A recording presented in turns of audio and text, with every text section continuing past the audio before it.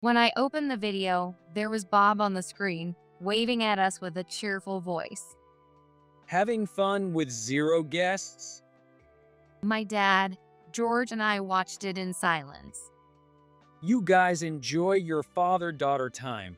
We're over here having a blast too. With those words, the camera panned out, capturing the entire scene.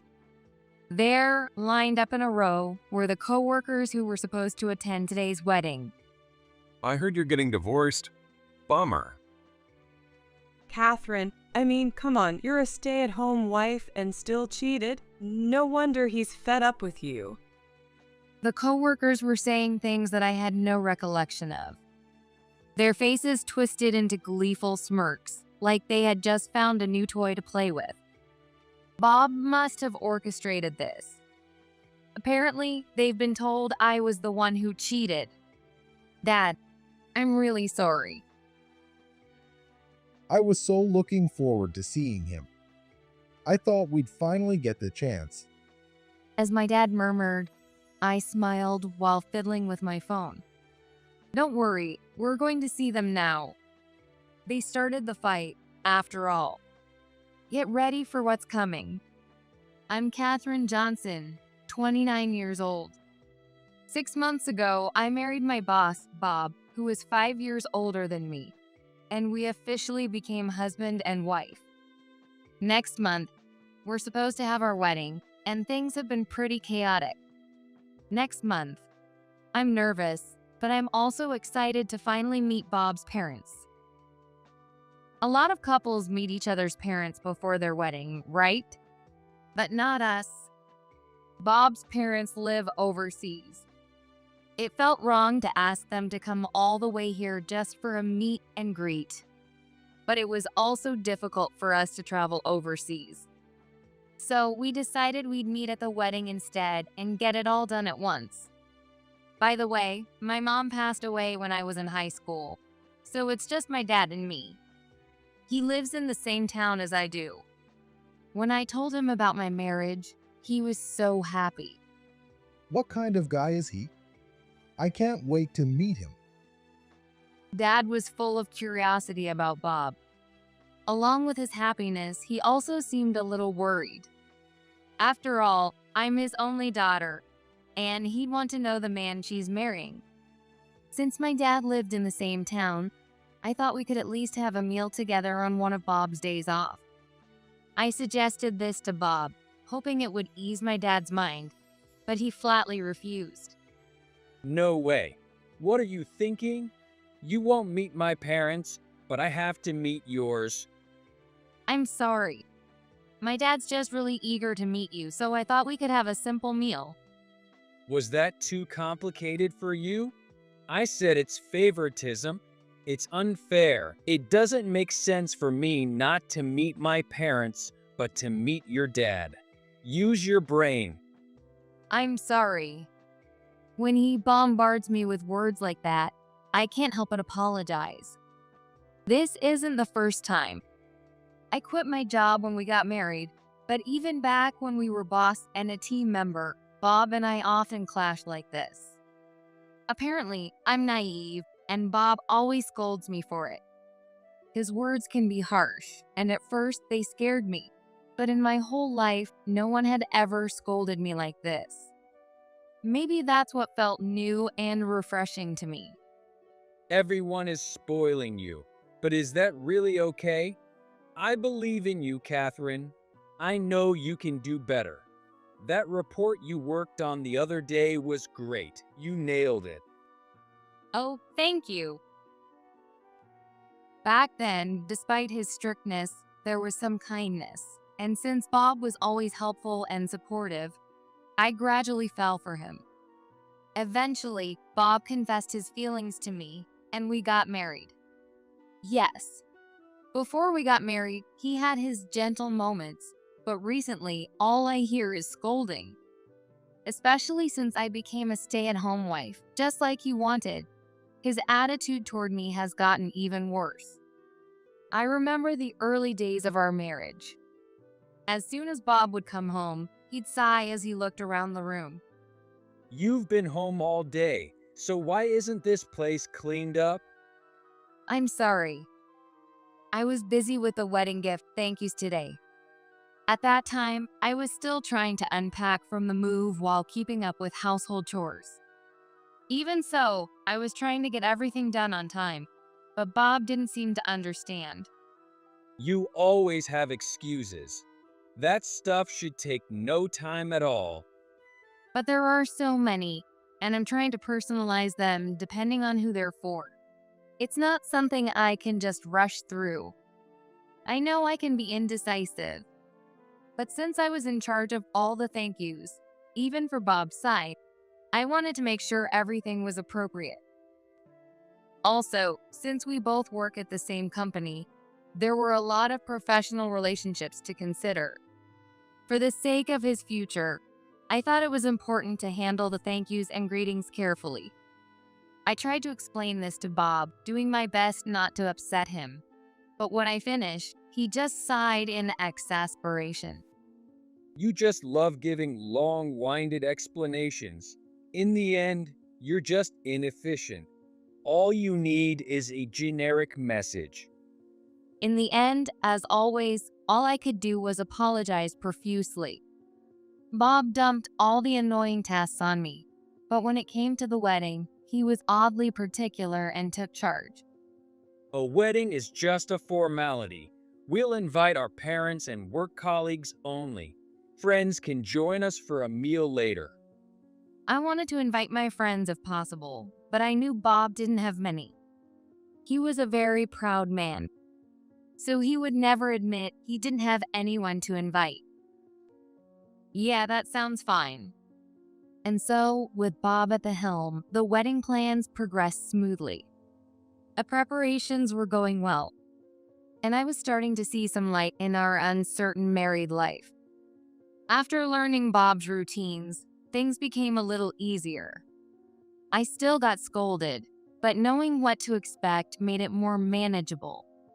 When Bob came home, the first thing he'd do was scan the room. If the house wasn't cleaner than it was when he left in the morning, I'd brace myself for sharp comments. Then he'd head straight to the bath. After his bath, I'd have to make sure a chilled coffee and a freshly made dinner were ready. From there, it was a gamble. I thought I was a decent cook and even enjoyed it. But everyone has different tastes. With Bob, it wasn't just his preferences, but also his mood that complicated things. If he liked the food, he'd eat quietly, but if something wasn't to his liking, I'd have to listen to complaints.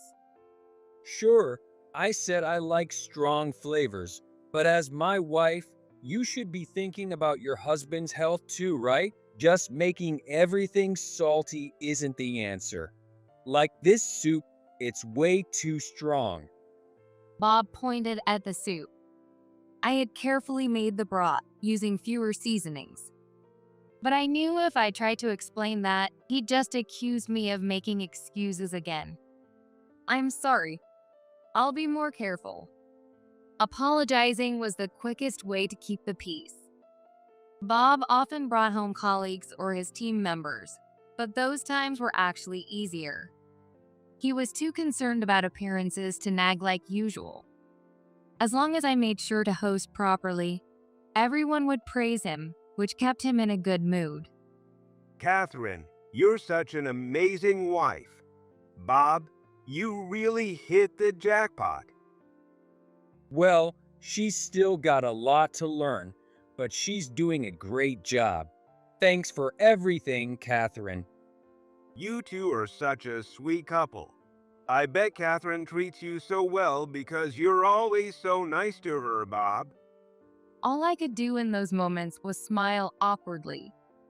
The truth was, I got scolded constantly, and we were far from a sweet couple. Honestly, I'd thought about divorce before, and even now, it crosses my mind frequently. However, when I thought about how happy my dad was just from the news of my marriage, I couldn't go through with it. If his daughter were to get divorced in less than a year, it might embarrass him. I didn't want to see him disappointed either. All I had to do was try harder to meet Bob's expectations. If I could become better at being a housewife, he'd surely appreciate me again like before. That's what I told myself as I endured each day. But just a week before the wedding, I discovered Bob had been cheating. A close friend of mine, who was also his coworker, caught Bob flirting with an unfamiliar woman in a hotel hallway. They made eye contact, and my friend instinctively nodded at him. Bob, looking awkward, nodded back. He must have known my friend would tell me. As soon as he got home, Bob called me over, saying, "We need to talk." You already know, right? I didn't have to ask what he meant. I nodded slowly. I don't know how you heard it, but it was just a fling. Don't even think about suing me or anything, okay? Excuse me? That's not something you just say. I couldn't help but look at him. Even if it was a fling, cheating is still cheating, right? I mean, you're married to me, and you expect me to just ignore it? There's no way I could accept that. As I trembled with anger, Bob looked at me with cold eyes. But you don't have proof, do you? What? No proof, no cheating. It's true that my friend only saw the two of them flirting. She didn't capture any decisive moment on camera, nor did she record any audio of their conversation. All I did was have a little too much physical contact with a female friend. Your buddy just happened to walk by at the wrong time. You can't call that cheating based on that, can you? Impossible. He scoffed. If you really want to get divorced, I'll let you. But just know that you'll be the one paying alimony and covering the cancellation fees for next week's wedding. The cancellation fees. Yeah, it'll be a hefty sum. I bet your dad will be really disappointed too, after all the effort he put into raising you. Seeing me fall silent, Bob's eyes narrowed in amusement. There's no way you or your dad could afford that kind of money, right? So, you know what you need to do, don't you? Think about how to handle this smoothly. Bob clearly thought I couldn't do anything. He wasn't anxious, nor did he show any signs of regret. He acted like everything was normal in the days that followed. My family is only my dad. I don't have enough money either. He must have believed that his obedient wife would never dare to stand up to him. And then the wedding day arrived. When I woke up, Bob was already gone. Instead, there was a message on my phone. I've already headed out. I read it and took a deep breath. The day had finally come. All right, it's time to go. I grabbed my phone and stood up.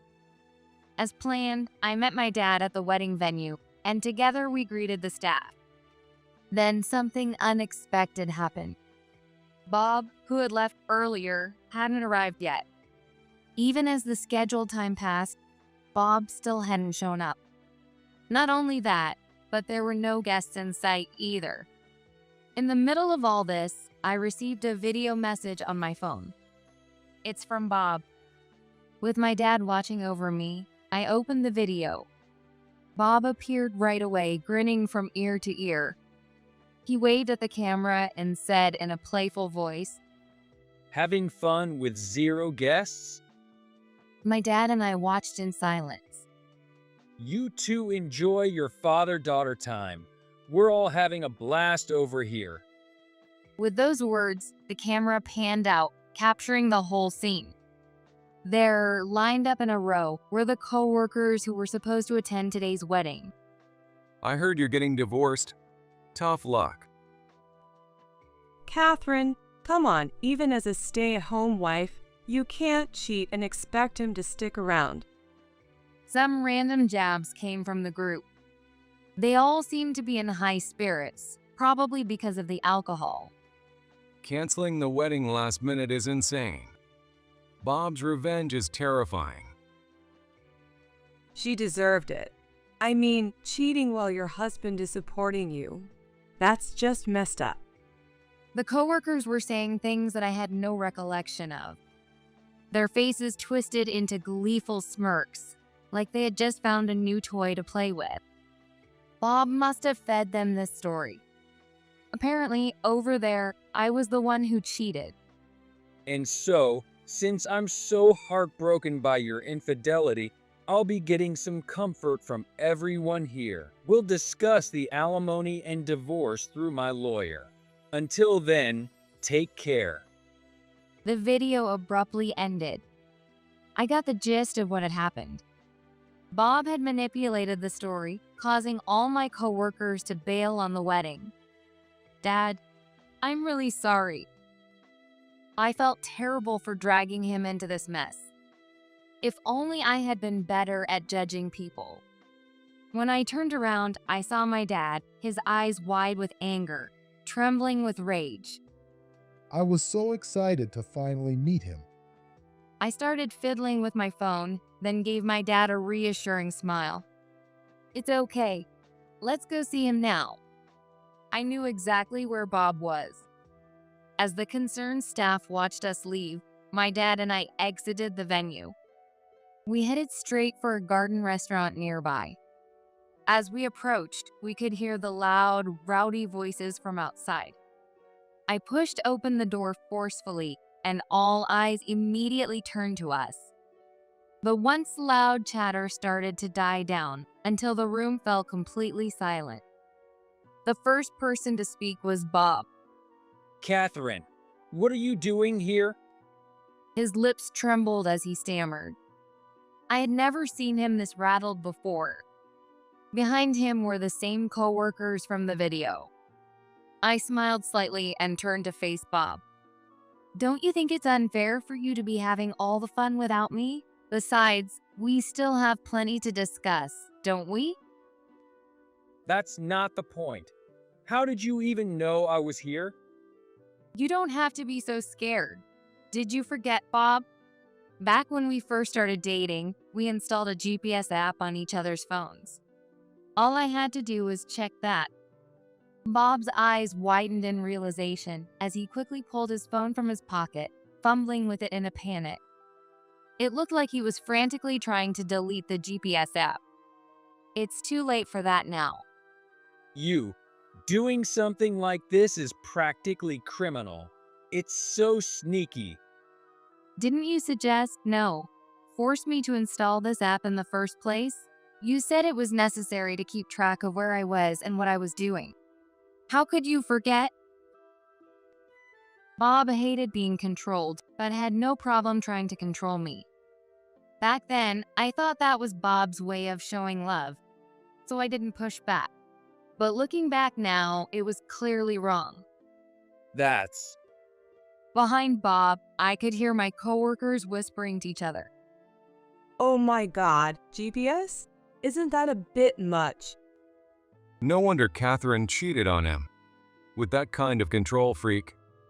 It seemed Bob heard them too. His face flushed bright red. I ignored him and calmly pulled a file filled with dozens of photos out of my bag. Then I threw it into the air with force. The photos fluttered through the air above, catching everyone's attention. All eyes turned to see what was happening. My coworkers, curious, picked up the photos with confused looks, only for their eyes to widen in shock. What's this? Bob, grabbing one of the photos, stared at it with disbelief. What the hell is this? Isn't it obvious? These are some pretty good shots, don't you think? They show you and Ashley Thompson getting all lovey-dovey. Why? How did you even get these?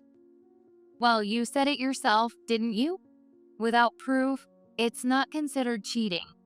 So here's your proof. Thanks to the way you looked down on me, it was easy to get these. Normally, people don't go on dates so carefree after getting caught cheating. Oh, or maybe you were just that confident since you were already planning for divorce?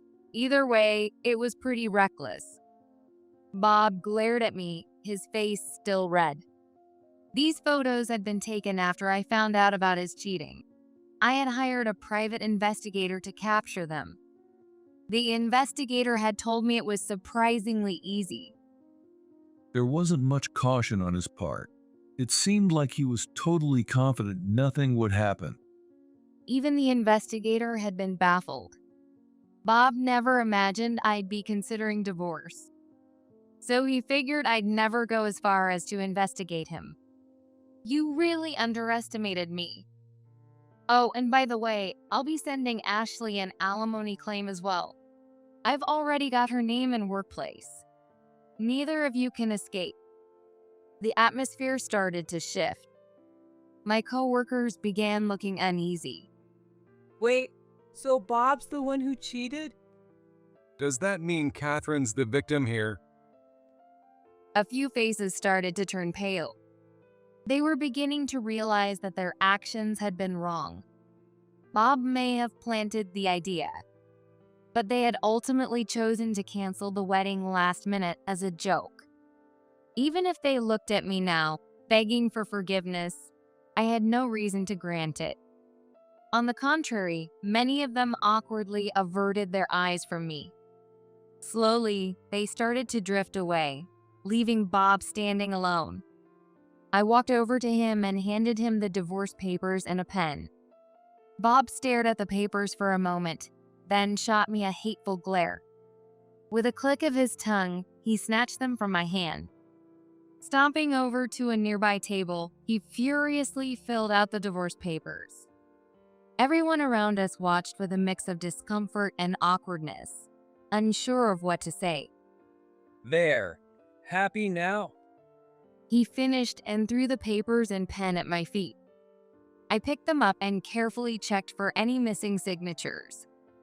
His handwriting was angry and messy, but it was all there.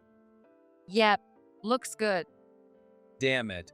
Are you satisfied putting me on display like this? You planned on divorcing me from the start and went through all this trouble just for show. Well, you were the one who ditched the wedding without a word. I didn't plan on taking it this far either. Originally, I was just going to declare the divorce and have a meeting another day. That's right. I never intended to have a wedding today. So when Bob didn't show up on time, I wasn't all that surprised. My plan was to announce the divorce and then leave with my dad. It would have been awkward for the guests, but since it was only our parents and work colleagues, I figured we could just send them home with their gifts and let them enjoy the reception. The venue staff already knew about this in advance. They were confused at first, but with my dad's help, they agreed to accommodate us.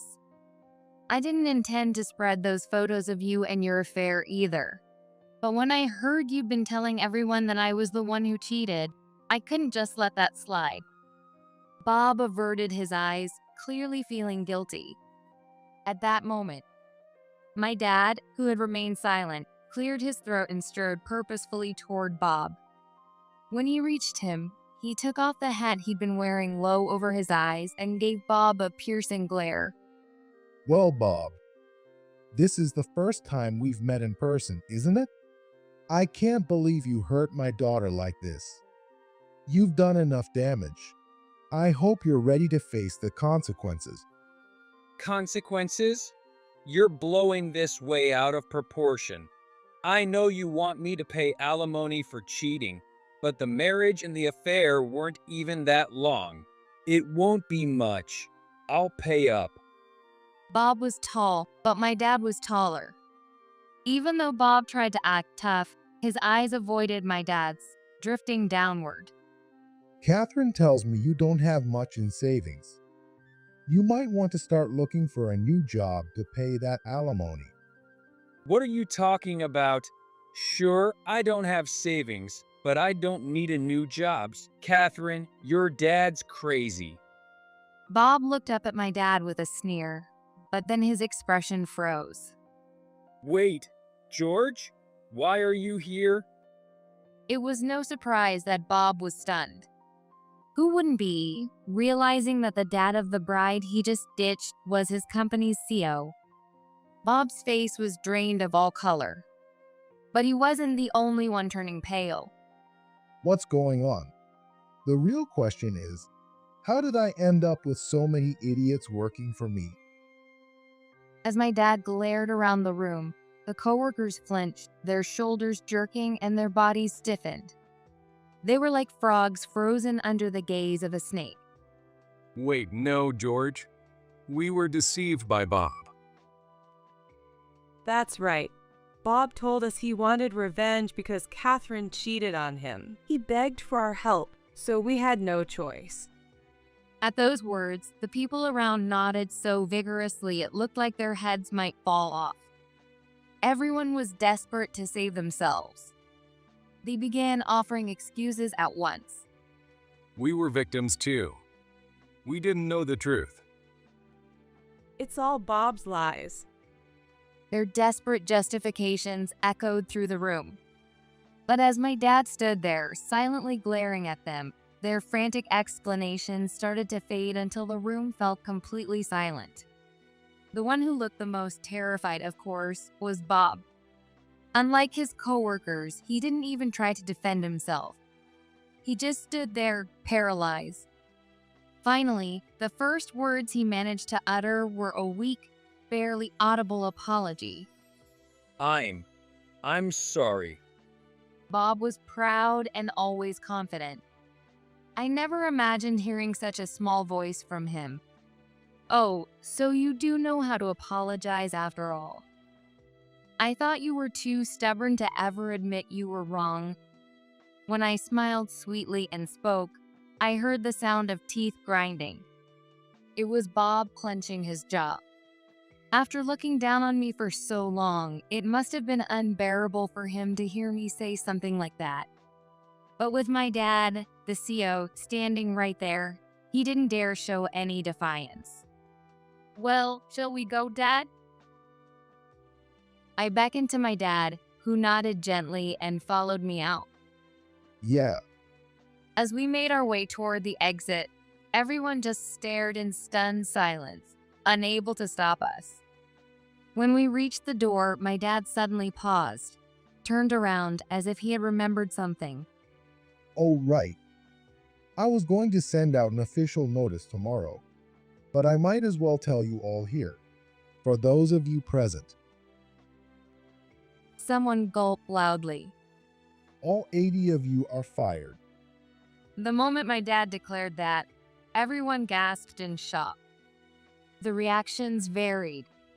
Some people panicked, others were left speechless, and a few had tears in their eyes. Bob was surrounded by the male employees. You idiots. It's your fault for falling for it. I heard him shout those words. Meanwhile, most of the female employees, realizing they had no chance of persuading my dad, turned to me pleading. Catherine, please. I'm so sorry. I'll apologize. Just please talk to your dad. I don't want to lose this job. I love working here. I worked so hard to get in here. Getting fired over something this stupid is unbelievable. They cried and begged me. It's true, our company had a great reputation. We had excellent benefits, 2 full days off a week, paid overtime, and vacation time that didn't require explanations. Not to mention, the pay was above the industry average. Being kicked out of such a desirable workplace because they no-showed the CEO's daughter's wedding? Anyone would think that was ridiculous. I understand. You all just got caught up in the moment and believed Bob's ridiculous lies without questioning them, right? Exactly. You get it, Catherine. Some of the women smiled in relief, thinking they were off the hook. I gave them a sympathetic smile and replied, "But I'm afraid that if this were to work, it would be considered a serious mistake. If you're gullible enough to believe a competitor's lies without verifying them, that's a huge problem. If our company were to suffer because of that, it'd be a disaster." Their smiles froze, and they stood there, dumbfounded. Yeah, But if it's someone like Bob who we trust, I mean, we'd believe him, right? They were still trying to pin it all on Bob. But these were grown adults. Blaming someone else entirely wasn't going to cut it. Well, maybe next time you should check if the information is actually true before acting on it. Canceling a wedding last minute is a big deal. Why didn't you think it through? The women who had been so eager to explain themselves earlier were now completely speechless. Meanwhile, over by Bob, the male employees were starting to shout angrily. This is your fault. None of this would have happened if you hadn't started it. Yeah.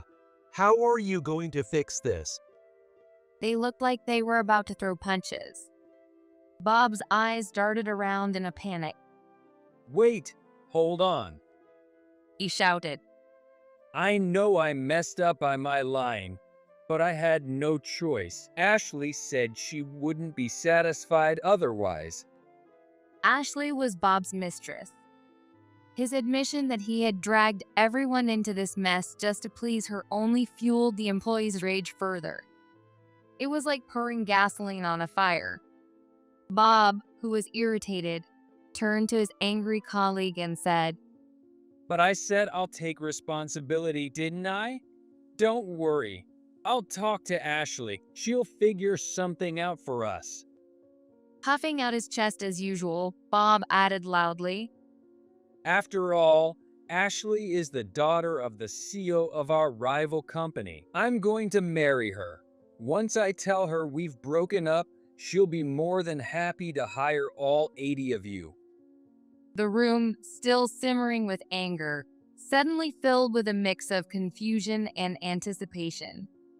Bob turned to my dad and me with a smug grin. So, there you have it. Things won't go the way you planned. I'll be your competition from now on. Bob was overly excited, completely carried away by his delusions. When my dad and I exchanged glances, we both gave a slightly troubled smile. I felt a little sorry for him, but it seemed only kind to finally tell him the truth. Actually, during the affair investigation, we looked into Ashley too. She's not a CEO's daughter. No way. The glimmer in Bob's eyes faded again, just as quickly as it had returned. She's just an employee at a regular nightclub. You've been tricked. That's a lie. It can't be. She told me herself, and she even had a CEO's business card. She probably got it when one of the customers came in.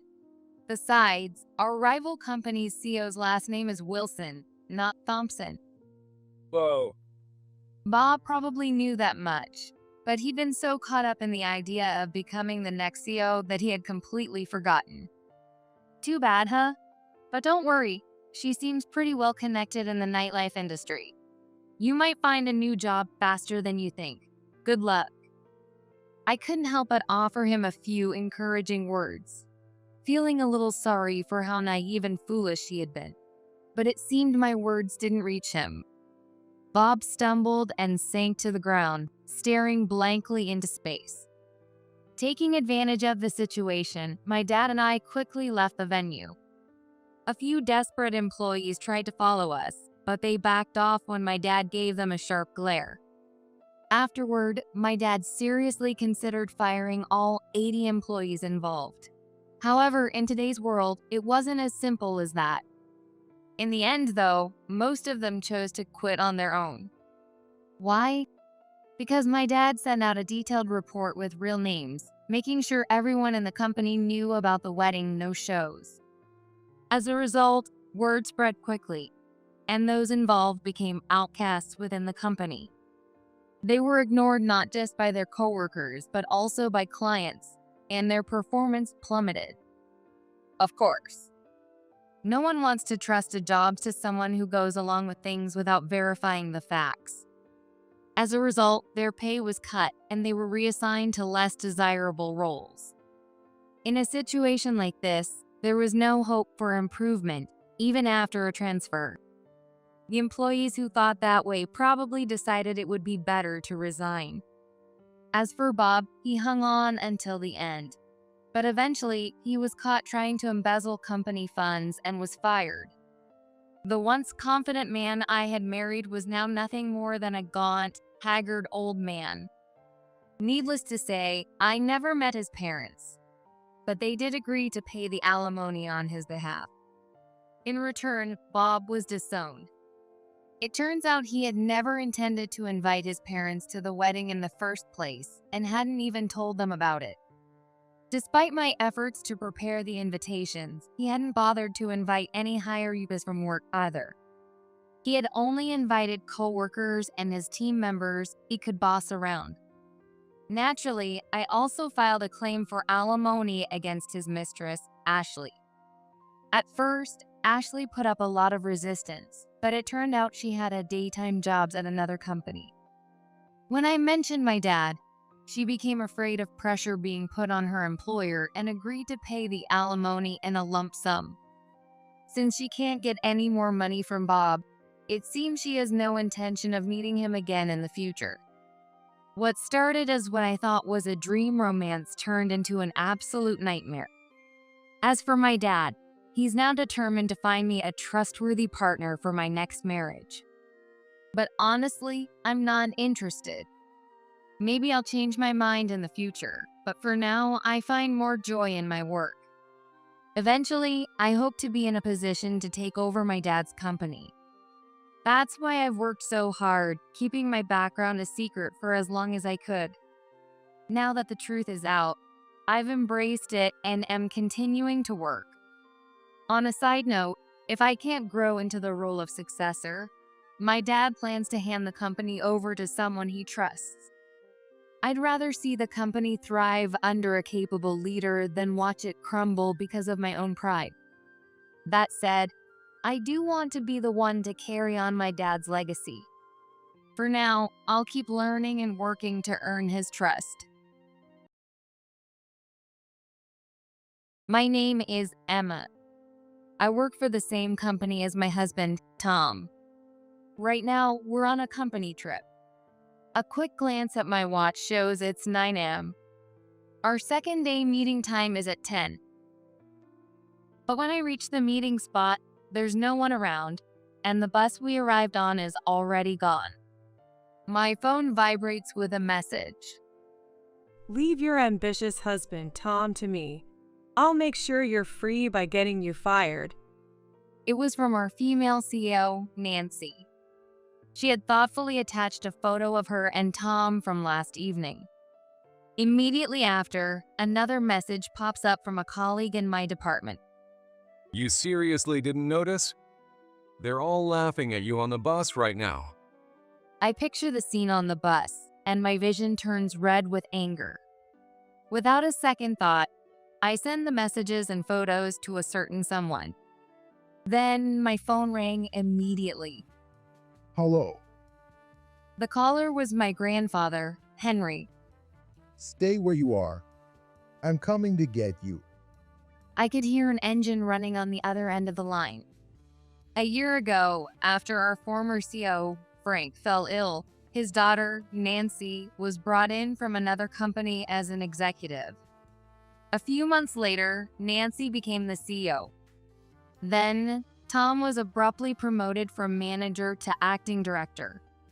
Since the start, Nancy had shown a particular fondness for Tom. Naturally, she's had a harsh attitude toward me, his wife. At first, Tom and our coworkers defended me, but over time, more and more people started to take her side. Even on this trip, everyone's busy trying to please Nancy. Tom, without saying a word, has spent both days and nights by Nancy's side, even sharing a room with her.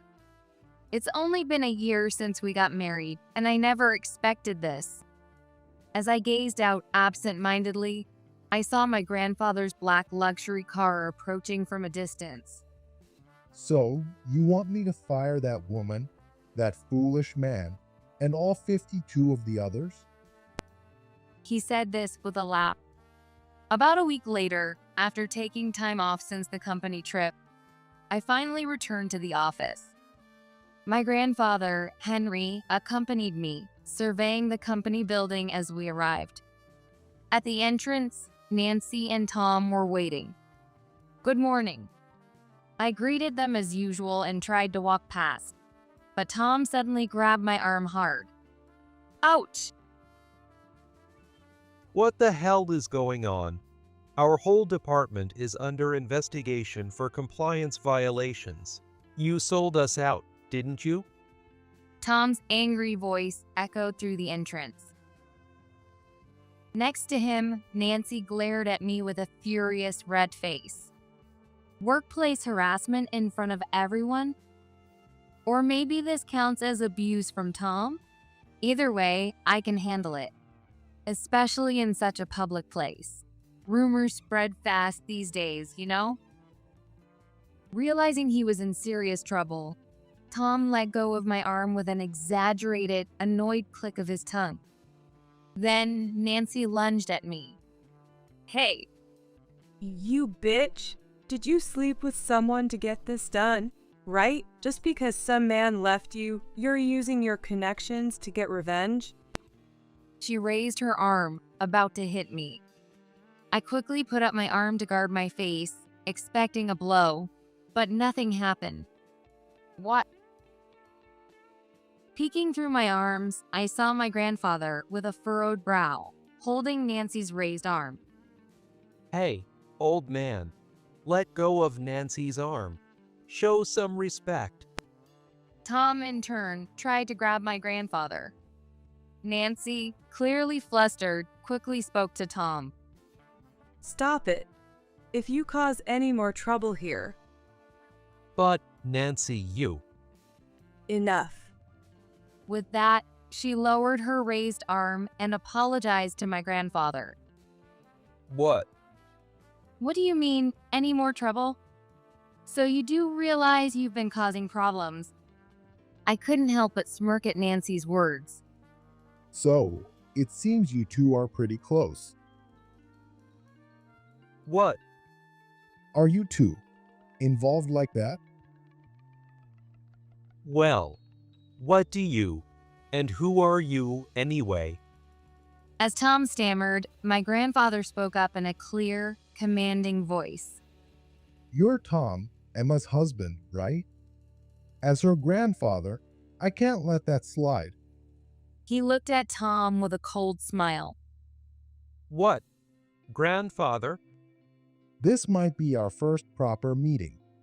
I'm Henry Brown, Emma's grandfather. Perhaps you've heard of Brown Holdings? Tom's eyes widened, his mouth opening and closing as he looked at me with an unsettled expression. No way. You never told me.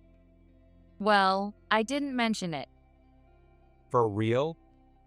What? You're seriously the granddaughter of Henry Brown, the chairman? Yes. Why? I never knew. Well, I never told you. But why not? Because it would make things awkward at work, and nothing good would come of it. What? I don't want to be used by someone like you who's obsessed with power and money. Tom's face flushed red. The onlookers were murmuring, taken aback by my grandfather's words and our exchange. Brown Holdings?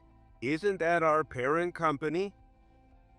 Those words reached both Nancy and Tom, whose faces turned pale with beads of nervous sweat forming. Ignoring the chaos around us, my grandfather kept pressing Nancy.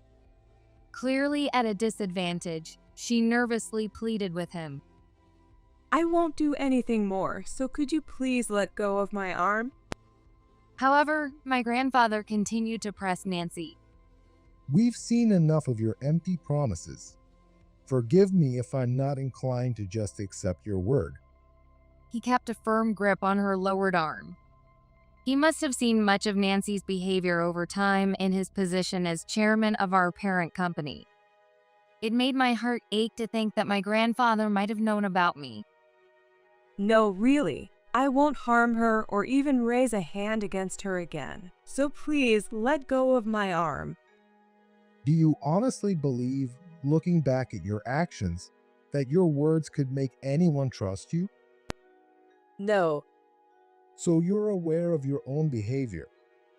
As Tom listened to their conversation, his face gradually showed signs of irritation. It was probably frustration from not understanding what they were talking about.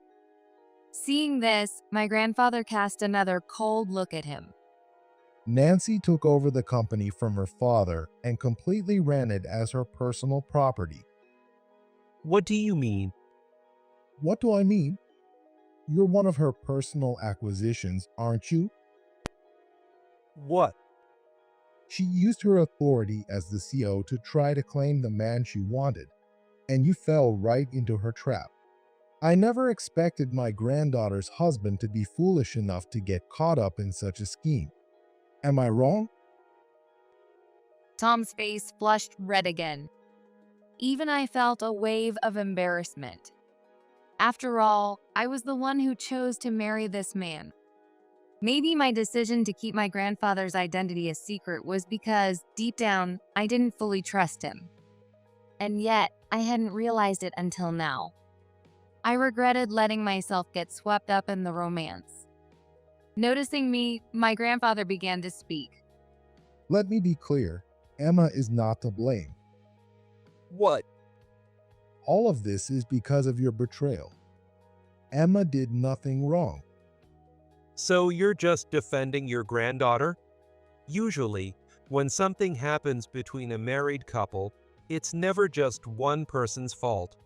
It's only normal to assume Emma also had some responsibility. Then go ahead, be specific. What? If you're so certain, then you must have decided to cheat because you believe Emma did something wrong, didn't you? Cheat. That's... What you did can only be called cheating, can't it? That's an exaggeration. Can you say that looking me in the eye? Grandfather questioned Tom again as he kept his eyes averted. Was your affair because of something Emma did? At my grandfather's words, Tom grimaced, a bitter expression on his face. What could I do? When someone promises you the position of acting director, then director, and maybe even little VP if you go along, anyone in the organization would feel they have to comply. So, you mean that Nancy had been making moves on you since she was an executive? Grandfather glanced at Nancy. Undeterred by his gaze, Nancy began speaking confidently, as if it were the most natural thing. What's wrong with that? Isn't it the job of those at the top to help out struggling employees? Struggling? Tom was very troubled in his relationship with Emma. Emma is a highly capable employee, right? She's a woman in her 20s, already an assistant manager. For a man in his late 30s, there's bound to be some pride at play. With Emma, Tom just couldn't keep up. Couldn't keep up? Come on, do I have to say it? I'm talking about intimacy. Their marital intimacy. Nancy smirked at me, deepening the furrow in my brow. Come on, what's wrong? Are you mad? But unfortunately, it's the truth. He was pretty desperate. He even asked me, Nancy, could I give it a try with you? That's not true. Tom suddenly shouted, loudly denying Nancy's ongoing stream of words. That's not true. Nancy was the one who suggested it. She said, "Isn't Emma alone a bit unfulfilling? Someone with that much pride could never satisfy you. Let's do something special together." What? I turned her down, obviously. She's at least 10 years older than me. Excuse me? Older? But when she started talking about promotions and benefits, I couldn't refuse. I found myself oddly calm, listening to Tom's skewed reasoning. Why did you accept the promotions and benefits? What? You must have known that, with your skills, getting promoted to acting director or director wouldn't be difficult eventually, right? So why the rush? Well, In the end, you panicked because I got promoted to assistant manager, didn't you? Tom fell silent. Just as I thought. I lowered my gaze. Just before Nancy joined the company as an executive, I had received an unexpected promotion. Becoming an assistant manager in my 20s was a big deal. This became the talk of the company. Naturally, Tom was in the middle of it all. Though Tom managed with a strained smile, he dealt with it. However, I noticed that around that time, he stopped talking about work. Up until then, we'd often discussed work issues and challenges as part of our daily conversations. I'd always seen it as one of the advantages of working in the same company. But ever since rumors about my promotion started circulating, Tom stopped talking about work, only giving vague responses when I brought it up. As this continued, I stopped talking to him about work. Of course, I ended up hearing about Tom's own promotion along with the rest of my colleagues. These actions were more than enough to make me notice the change in him. Did you want to climb the ladder that badly? It was a simple question. Tom loved his work, but he never struck me as someone ambitious for promotions.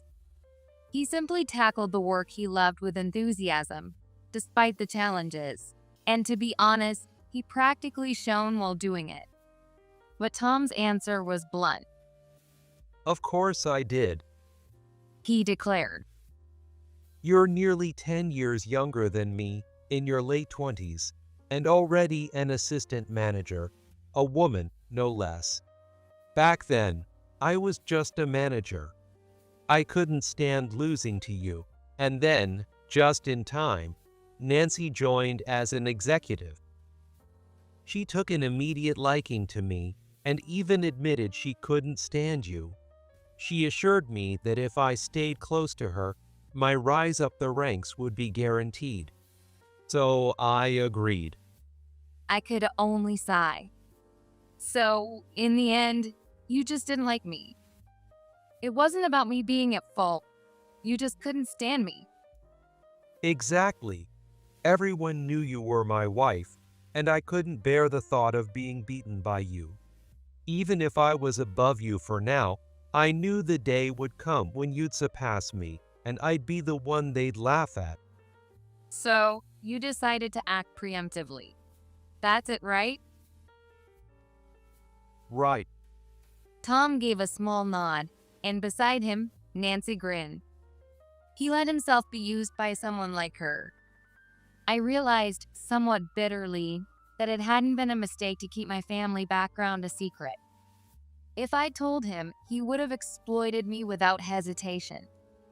Being underestimated might have been the better outcome. As I mulled over this, my grandfather placed a gentle hand on my back. I looked over to see him fixing Tom with that same cold stare. What a pity. You threw away your wife you once loved and sold your soul to the devil, didn't you? Sold my soul? That's a bit much, isn't it? It's the truth. Nancy is a devil of sorts. She's trying to destroy the company her father built just to satisfy her own greed. What? Don't tell me you haven't noticed that, being so close to her. Well, Nancy despises this company. She's taking revenge on her father who abandoned her and her mother by taking over the company and bending it to her will. My grandfather's shocking statement echoed through the entrance hall. The place fell silent for a moment before everyone began buzzing with agitation. It was only natural. When I first heard it from my grandfather, even I had trouble believing it. Takeover? Destruction? Everyone seemed shaken by the unsettling words. The more I learned, the more everything made sense. From the moment Nancy entered the company as an executive, we had been pulled into her scheme. what do you mean by that? Tom asked, coming back to himself after the initial shock. With a stern expression, my grandfather began explaining. Frank and Nancy are actually father and daughter. Really? However, after founding the company, Frank divorced his wife. Nancy went back to the countryside with her mother, while Frank stayed focused on building the company, never remarrying. But perhaps due to the strain, Frank began experiencing more frequent health issues. As someone who has worked here for years, you should know that, right? Yes. That's when Nancy appeared, saying, "If you'd consider giving it to someone else, why not pass it to me? I want to protect the company you've worked so hard to build, Dad." What? Though they'd been separated, Nancy was still his beloved daughter. When she expressed a desire to protect the company he'd invested so much in, it was hard for him to refuse. Just as she'd planned, Frank brought her on as an executive and started preparing for the eventual succession. Looking back to when Nancy joined as an executive, a lot of things did seem off. Out of nowhere, this daughter of the chairman, whom no one had even heard of, arrived from another company and took on a senior role. Most employees didn't even know Frank had been divorced. It's no wonder the entire office was buzzing when she suddenly appeared as an executive. And her work performance was another topic of conversation, albeit in a different way. Though she had been working, Nancy was a complete novice in this industry, having come from an entirely different field. She had no experience in HR, sales, or finance. Naturally, other executives were frustrated that someone with an ordinary office background was suddenly made an executive. But rather than focusing on her duties, Nancy was preoccupied with favoring Tom and making life difficult for employees like me who didn't please her. She neglected most of her responsibilities as an executive, leaving them to her assistant while indulging in extravagant trips and fine dining at the company's expense. Naturally, some employees pushed back. However, those who opposed her soon disappeared, and by the time people were hailing her as the next CEO, hardly anyone dared to challenge her.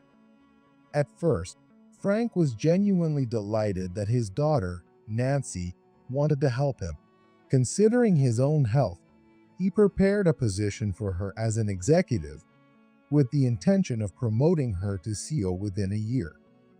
But when he opened the door, well, I think everyone here knows what happened.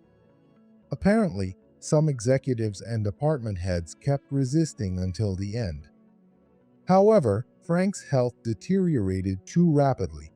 By the time he required surgery and long-term hospitalization, he entrusted the company's future to close executives, department heads, and myself before stepping down as the CEO. By entrusting it to me, he was referring to bringing the company under the umbrella of Brown Holdings. So, by then, Frank was already worried about the direction things were heading. Exactly. But when he finally came to me, he was practically on the verge of leaving his post. Even I was stunned, wondering why he hadn't confided in me sooner. Frank probably hadn't wanted to share his concerns, even if he felt them. She was, after all, his own daughter. He'd likely hoped to shoulder everything himself. He cared that much, and yet Frank bore a heavy responsibility. All he ever asked was to protect the company. He described Nancy's actions, but never once blamed her directly. And yet, here we are. The CEO, Nancy, has used company resources for her personal pleasure on this retreat, even coercing married employees into joining her. It's a disgrace to the company. At these words, Nancy flushed with anger. Now, after everything you've let me do, you're complaining? This is absurd. You're just a figurehead chairman. My dad's retired and uninvolved. So as the CEO, I can do as I please. What's so wrong about that? Her logic was incomprehensible. To her, the company Frank had poured his life into was nothing more than a toy. I joined this company with hopes and dreams. The field aligned with what I'd studied in school, and when I saw Frank as the CEO, passionately discussing the company at a recruitment event, I knew I wanted to work here. And yet, thanks to this vile woman's petty games, not only my work but my personal life had been trampled on. The more I thought about it, the more I felt a rising heat of anger course through me.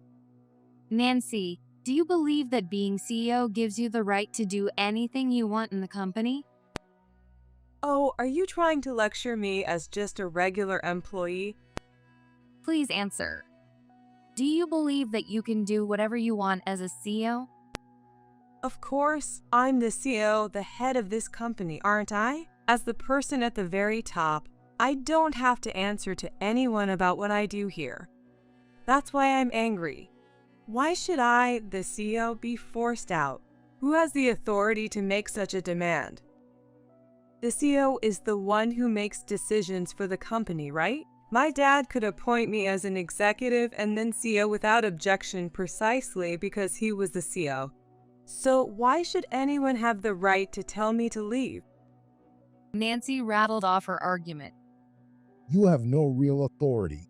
You're just a figurehead CEO. My grandfather cut her down with that statement. What? No authority as CEO? That's ridiculous. My dad appointed me. That's because he owned the company's stock. What? He owned 100% of the company's shares, and it's a privately held company. That's why he could make you CEO or dismiss you if he wanted. It wasn't because of the CEO title itself. Nancy looked confused.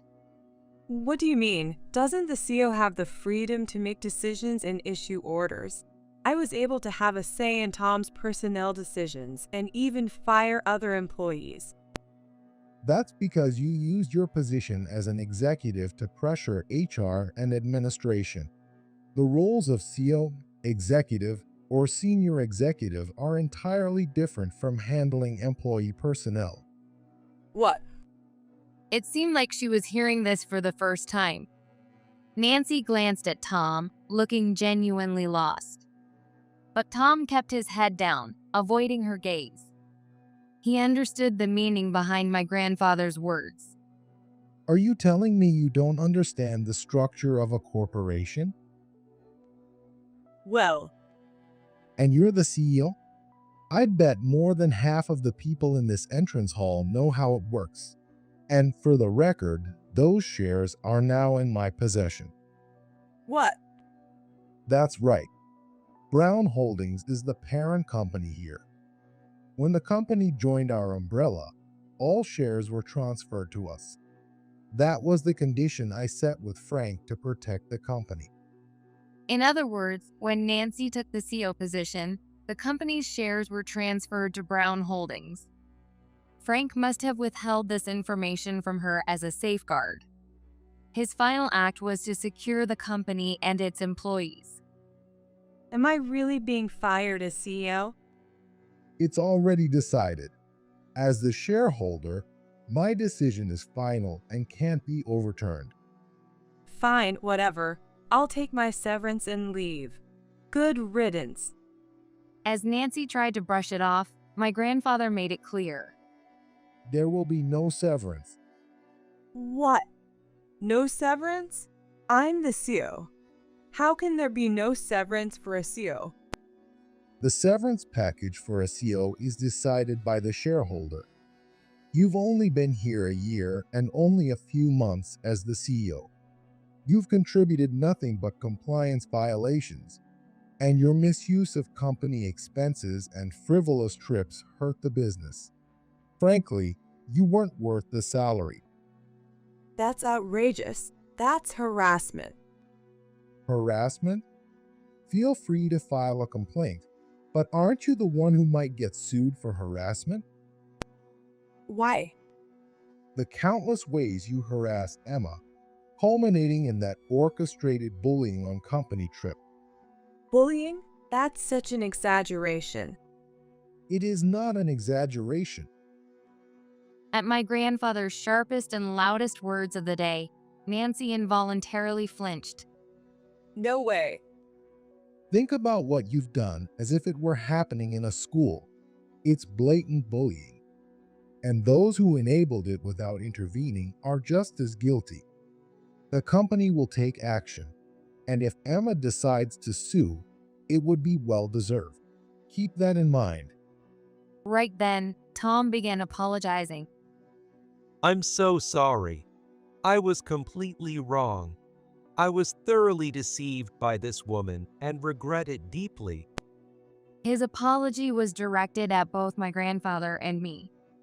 My grandfather let out a small, mocking laugh.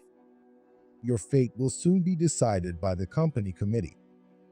What you did breaches internal compliance and could be grounds for a civil lawsuit. What? A divorce lawsuit is a civil matter, isn't it? Too bad for work and family. My grandfather gave him a cold smile. Afterward, he addressed the gathered vice presidents and executives in the boardroom, formally announcing Nancy's dismissal as the CO. Remarkably, Frank, who had regained his health, also appeared, offering apologies for the situation and announcing his return as the CO. Frank, I'm counting on you. Henry, thank you so much. Watching these two, who had been friends since their college days, I felt my heart warm quietly at their bond. As for Nancy, she received no severance, was stripped of her CO title, and had to leave the luxury apartment she had occupied since becoming an executive. She tried seeking help from Tom after our divorce, but he wanted nothing to do with the person responsible for his job loss and the end of his marriage. I never want to see your face again. Completely rejected, she returned to her mother's place in the countryside. But that wasn't the end. The company filed a report for her misuse of funds, and I pursued her for compensation over the affair, leading to her apparent breakdown. There's even talk of potential embezzlement charges, but she has only herself to blame. I divorced Tom shortly afterward. I don't know what I was thinking back then. He muttered, attempting to justify himself. But the competitiveness he showed toward me in the entrance hall couldn't be excused by empty words. Besides, as my grandfather pointed out, Tom only wanted to leverage our connection to Brown Holdings. With nothing left to say, Tom paid the settlement and left as if fleeing. After that, I felt a weight lift from me. With Frank back, it felt like my beloved company had returned, and on a personal level, I was revitalized. All 52 of those colleagues were dealt with as promised, with the worst offenders terminated for confirmed harassment. Others were reassigned to distant branches of the Brown Group or left on their own accord. The colleague who'd sent me that message also apologized before leaving New York. As a result, the number of employees has significantly decreased, so the workload for each person has increased considerably. However, this has led to a cleaner work environment, and I feel there's a stronger sense of unity among us than before. The atmosphere in the office has become so positive that it feels like things turned out for the best. Although our reputation had taken a dip externally for a while, it seems to have improved as well. Now, my grandfather occasionally stops by the company. He says he's simply doing his duty as a shareholder, but his presence seems to have a positive impact on the workplace. Many of those who witnessed the showdown in the entrance hall respect and trust him. I hope to live up to his example, remaining genuine and fair with everyone, no matter the situation.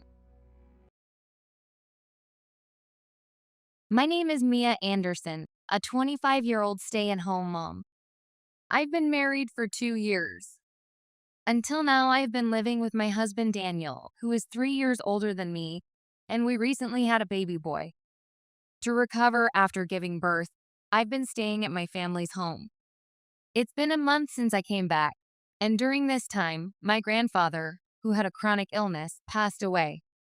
It was as if he had been waiting to hold his great-grandson, Tom, in his arms one last time. After spending peaceful moments together, he quietly departed. The funeral will be held here at my grandfather's beloved house. Since morning, I've been calling Daniel several times, but I haven't been able to reach him at all. What could Lisa be doing? She's not even answering her phone. What? Lisa too? Daniel isn't answering either? My mom and I exchanged troubled glances as we hurriedly prepared for the funeral. Finally, just before the service was about to start, I managed to get in touch with Daniel. Daniel, where are you? What are you doing? Unbothered by my urgent tone, Daniel casually replied over the phone. I'm on a nice trip with Mom. What? I was bewildered because right at that moment, his mom was walking through the front door. Hey, remember how Mom took care of you when you fainted before giving birth? But I'm showing my gratitude and giving her some time to relax. Really, you should be here too, but I'm taking care of it myself. But, Daniel, your mom and some of your colleagues just arrived for the funeral. Wait, what? As Daniel's voice overlapped with the shocked sound of a woman's voice, I heard her exclaim, Whose funeral? My grandfather's. A funeral for your grandfather? From the other side of the phone, I heard a familiar voice repeating after Daniel. No way. Grandpa? I thought he'd hold on a bit longer. What are we going to do? There seemed to be a hint of panic on the other end of the line. Mia, it must have been tough for you. By the way, where is Daniel? Meanwhile, my mother-in-law, who had already greeted my parents, turned to me with a puzzled look. Well, apparently, he's off enjoying a parent-child trip with you. Huh? What are you talking about? Daniel said he wanted to show his appreciation for all the help you gave me before the baby came. The confusion on my mother-in-law's face quickly turned to a look of realization.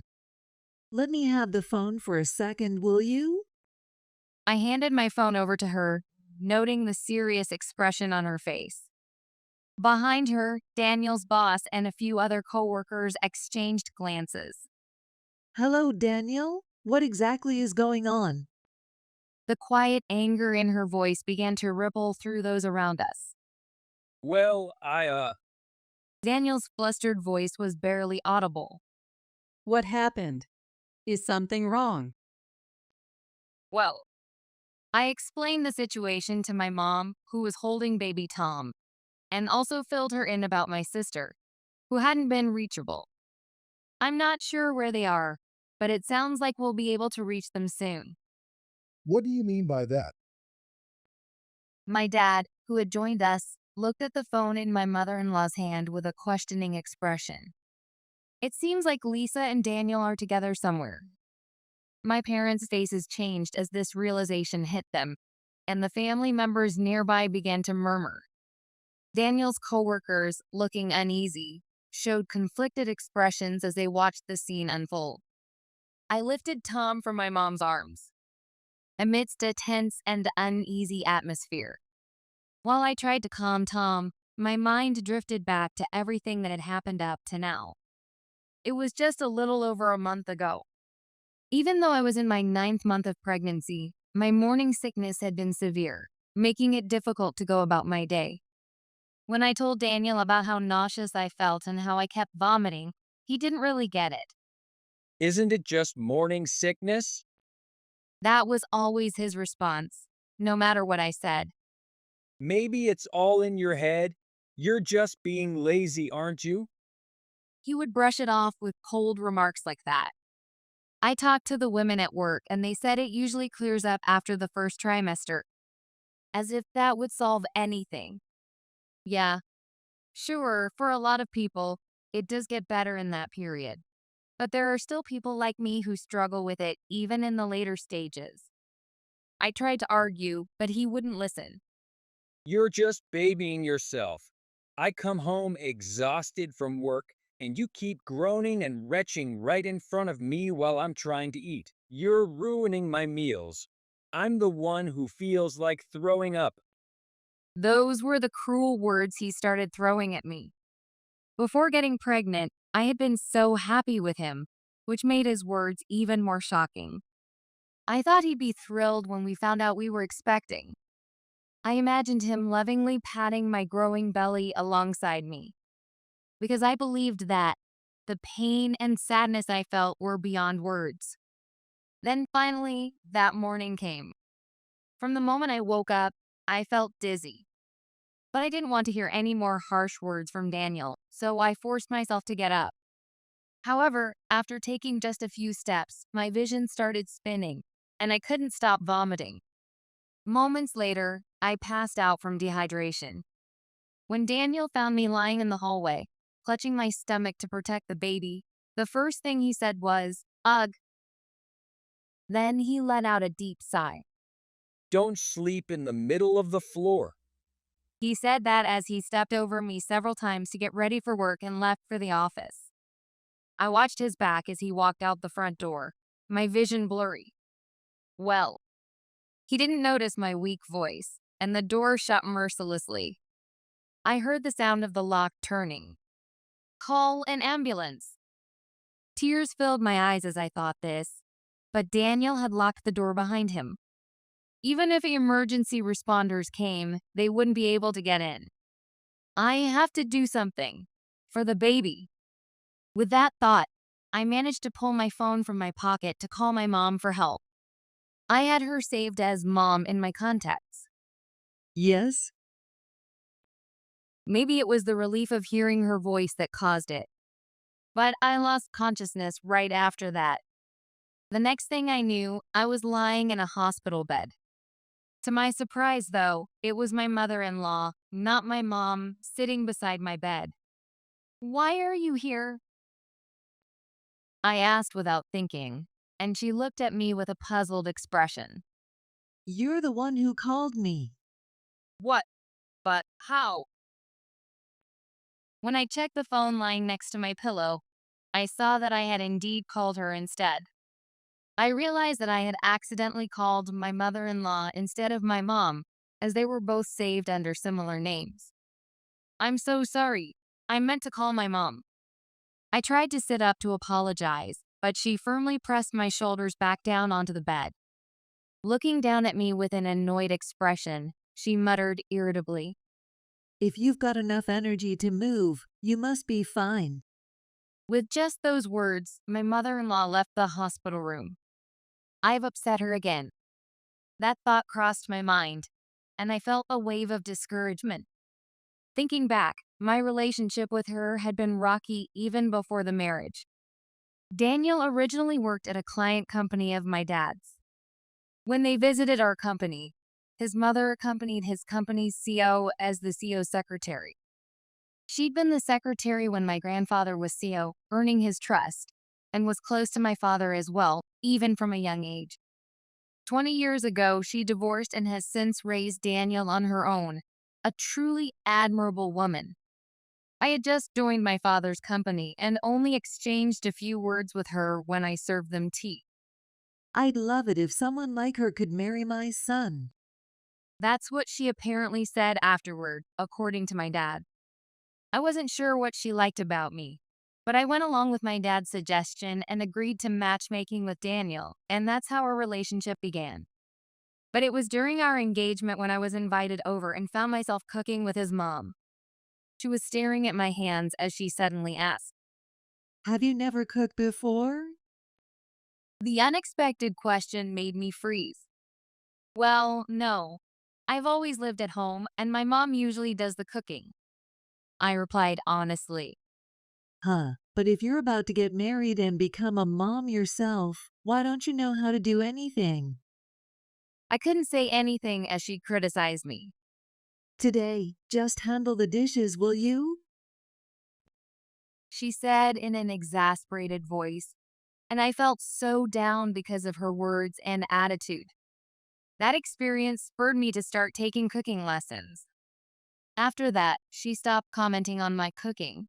But even after we were married, she would often find things to criticize. You don't know how to clean properly. This isn't the right way to iron. When a husband looks worn out after marriage, that's the wife's fault. Whenever we visited her, she would say things like this, looking at Daniel. It's just because we're adjusting to our new life together. Daniel would try to explain, but she'd never listen and kept finding fault with me. And then, after I got pregnant, she started coming over more often. Stop wandering around looking like a ghost. Since I was struggling with terrible nausea, she'd insistently lead me to the bedroom. But don't you have work? Today's my day off. I need to use up my vacation days. With that, she wouldn't let me leave the bedroom. She took care of meals, laundry, and cleaning. But I just felt guilty. Now that you're in your second trimester, it seems like you're doing better. After Daniel told her that I didn't need help and then I ended up fainting from the nausea, I guess it's only natural that my mother-in-law would be angry. As I mulled this over, a doctor accompanied by a nurse entered the hospital room. How are you feeling? Much better, thank you. That's good to hear. It seems you became dehydrated due to your nausea. With your due date coming up, it might be best if you remain here until delivery. Oh, I see. A bit surprised, I still thought it was probably safer for the baby this way. Sorry, baby, for being such a weak mom. I patted my belly, silently apologizing, and turned to the nurse. I'll call my mom to bring my things for the hospital stay. Oh, your mother-in-law mentioned earlier that she'd take care of it. The nurse said, which surprised me. Didn't she leave already? Slightly skeptical, I waited, and sure enough, a few hours later, my mother-in-law came back into the room, arms full of bags. Thank you so much, really. I'm so sorry to trouble you with all of this. I apologized to her, saying I could have my mom bring my things, but she cut me off, irritated. What are you saying? It would be a disgrace to the Anderson family if their daughter-in-law was left to faint. Mia, are you trying to embarrass us? No, I didn't mean. Then don't worry yourself with unnecessary thoughts. Just rest quietly. Thank you. Reluctantly, I drank the apple juice she had grated by hand in silence, feeling the awkwardness between us. When Daniel finally came by later, I have to admit I was relieved not to be alone with her anymore. If you were feeling that bad, you could have just told me. Daniel's face softened with concern, his anger giving way. But just as I tried to explain that I had told him, he interrupted. You were just trying to spare me the worry, weren't you? I looked at Daniel, who was holding my hand, then glanced at my mother-in-law. As soon as our eyes met, she quickly looked away. I really can't make her any angrier. Yeah, sorry and thank you. Wanting to keep things calm in front of my mother-in-law, I murmured my thanks, though a pang of frustration lingered. She let out a loud sigh, clearly annoyed. After staying in the hospital and resting, I successfully delivered a healthy baby boy. A week after giving birth, I was discharged and returned to my family's home, only to be surprised. My sister Lisa, who had moved back home after her divorce last year, wasn't there. Where's Lisa? She suddenly said she wanted to live alone again and left a few days ago. My mom replied, and to be honest, I felt relieved. Ever since her divorce a year ago, I had felt her jealous gaze on me. Especially since I became pregnant, her look seemed to go beyond envy, almost into resentment. Thanks to my sister deciding to live on her own, I was able to relax and spend time at my parents' house without feeling like I was intruding. I could even show my grandfather, who was resting at home, his great-grandson's face. When I heard you were hospitalized from the nausea, I was really shocked. But I'm so relieved you're okay now. My mom murmured this as she watched my grandfather, still lying down, happily holding his great-grandson in his arms. What? Did Daniel call you? What are you talking about? It was his mom who contacted us on the day you were admitted. She apologized so many times that I almost felt guilty for making her feel that way. Wait, really? Yes. She reassured me, saying she'd personally take responsibility and care for you through to delivery. She even showed concern for us since we're looking after your grandfather. You mean Daniel's mom? Yes. She thought I'd be worried, so she updated me every day on how you were doing. What? Why would she be? I've never heard her say a single bad thing about you. She's only had praise. I looked at my mom in disbelief. As I thought about it, memories of everything my mother-in-law had done for me came back. From the beginning, even though she warned me about things I couldn't do, he never abandoned me. She had taught me how to iron and clean, firmly but thoroughly. Even during the rough first months of my pregnancy, she had let me rest, though she wasn't always gentle about it. When you called her while you were fainting, she said she felt grateful you relied on her, but she did mention that she sensed you'd meant to call your own mom. She sounded a little sad about that. She reassured me not to worry, saying she'd take good care of you on behalf of your mom. Really, my mom patted me on the back as I felt my voice shake. She's the one who wanted you as her daughter-in-law. Just trust her and lean on her. I see, I answered, a small smile breaking through. When I go home, maybe I'll invite her over. I could even ask her to help take care of Tom for a bit, just to rely on her a little. And maybe I'll serve her one of my improved home-cooked meals. She'll probably eat it with that same poker face as always. Well, it looks like you've improved. Maybe she'll give me a little bit of praise. Or maybe. Well, you still have a ways to go. Or perhaps she'll just let out a sigh. Even so, I feel she would eat it all without leaving a bite. With these thoughts in mind, I focused on resting. But a month after returning home, my grandfather, whom we'd been caring for, passed away. From that morning, I'd been trying to call Daniel, but he wouldn't pick up, and he hadn't read any of my messages. My parents were also anxious since we couldn't reach my sister Lisa. But with relatives arriving, there was no time to dwell on it, and we busily started preparing for the funeral at home. Amid all the chaos, I finally managed to get in touch with Daniel just a little while ago. The phone was passed to my mother-in-law. Come to Mia's family home immediately. She commanded Daniel sternly. And pass the phone to Lisa. Then she handed the phone to my father. What on earth are you thinking at your age? My father's booming voice filled the house as he scolded my sister. Get home right now. He hung up after this outburst. Lisa and Daniel finally arrived, both now dressed in mourning clothes, just as we were waiting for the burial service to begin. Explain yourselves.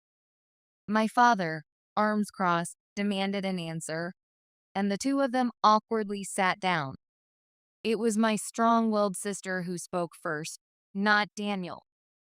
I'm willing to pay any compensation, She said, glancing briefly at me before turning her attention back to my father. Dad, I'm going to take over the family business with Daniel. My last husband just wasn't up to the task. But with Daniel, we'll be just fine.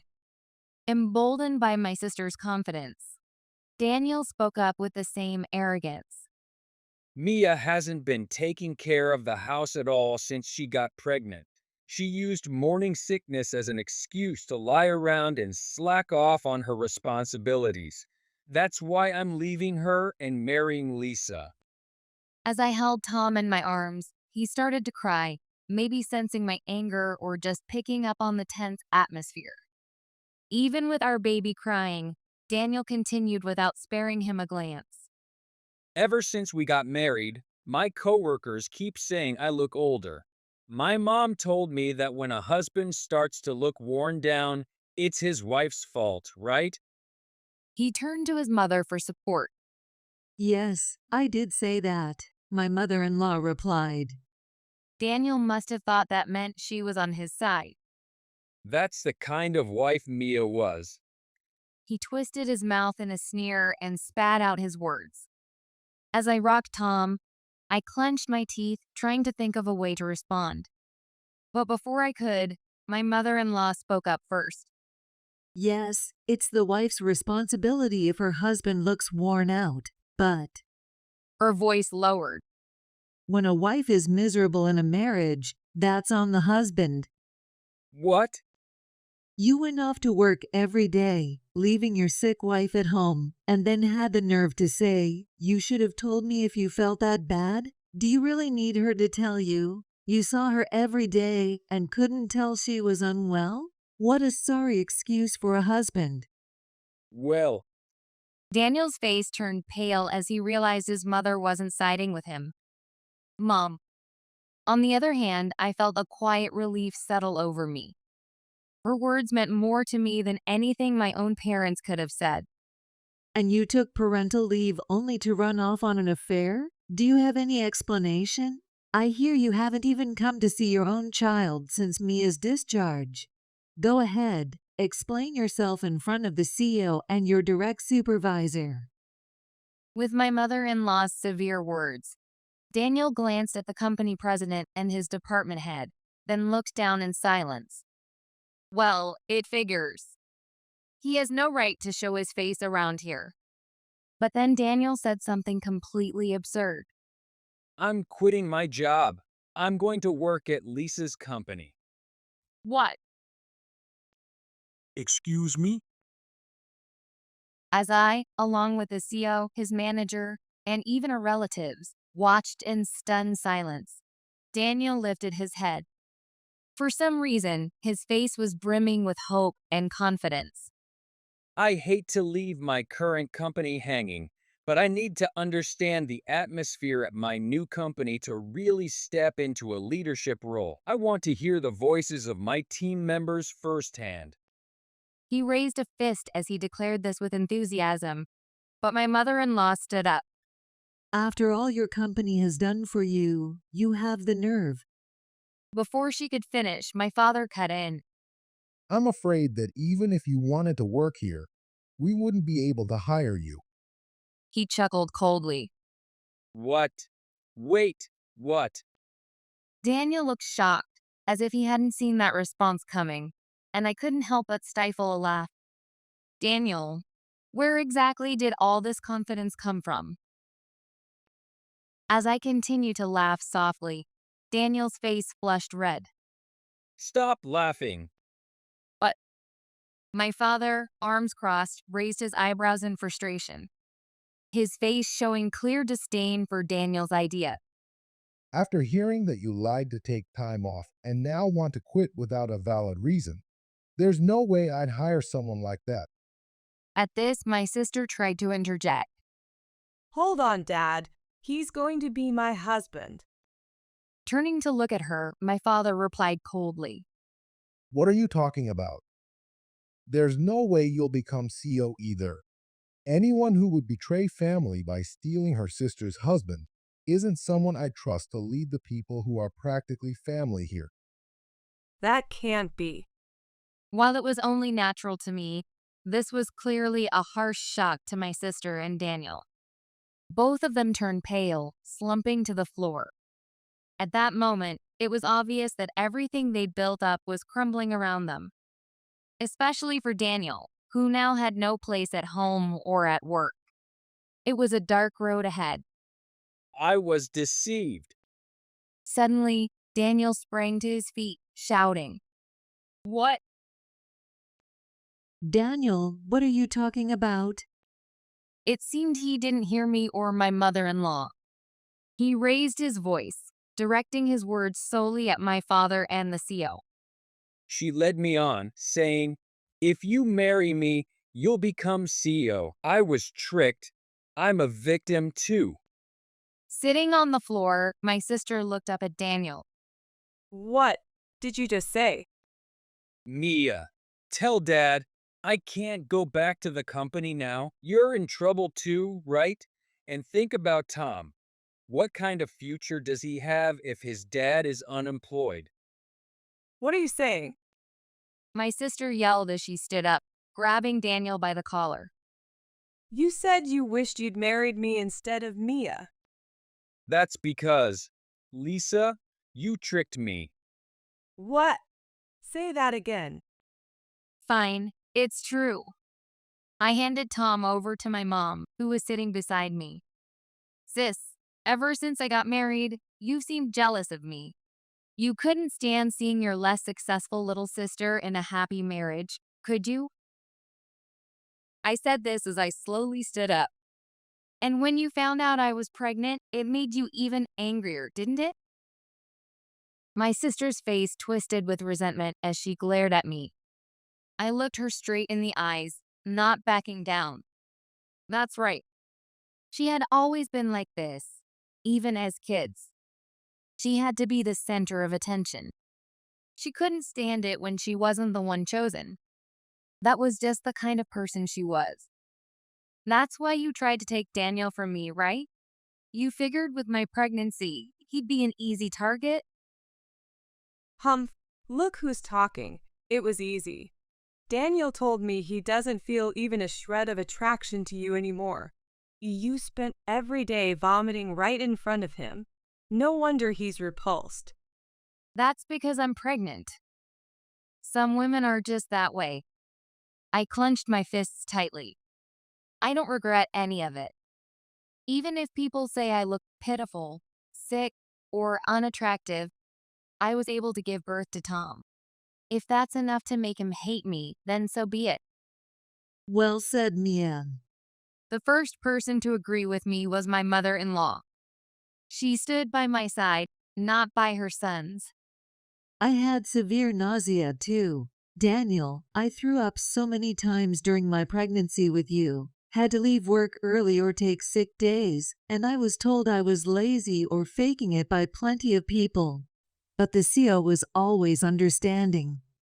He told me, I remember how tough it was for my own wife when she was pregnant. That's why I decided I'd stay loyal to the company no matter what. The CO treated me like family, even celebrated with us when you were born. And yet, here you are. Her voice trembled as she spoke. Taking a deep breath, she then turned to my sister. Lisa, if you marry Daniel, I will cut ties with him. What, Mom? No. Excuse me? Is this because Daniel said he wants to quit your company? No, that's not it. My mother-in-law stepped in front of my sister, looking down at her. It's because you disrespected our CO. What? What are you talking about? When the CO and I visited your company, you were his secretary, weren't you? You were supposed to serve tea to the guests. That's because Mia had just joined the company at that time, and I thought I'd introduce her. No, I was near the door outside the conference room, and I heard what you said. Mia, you serve the tea. I'm the daughter of a company president, and that tiny company's CO isn't worthy of me serving tea. Oh, What? Daniel's CO chuckled, while my father turned red with anger. Lisa, how could you? I am so sorry.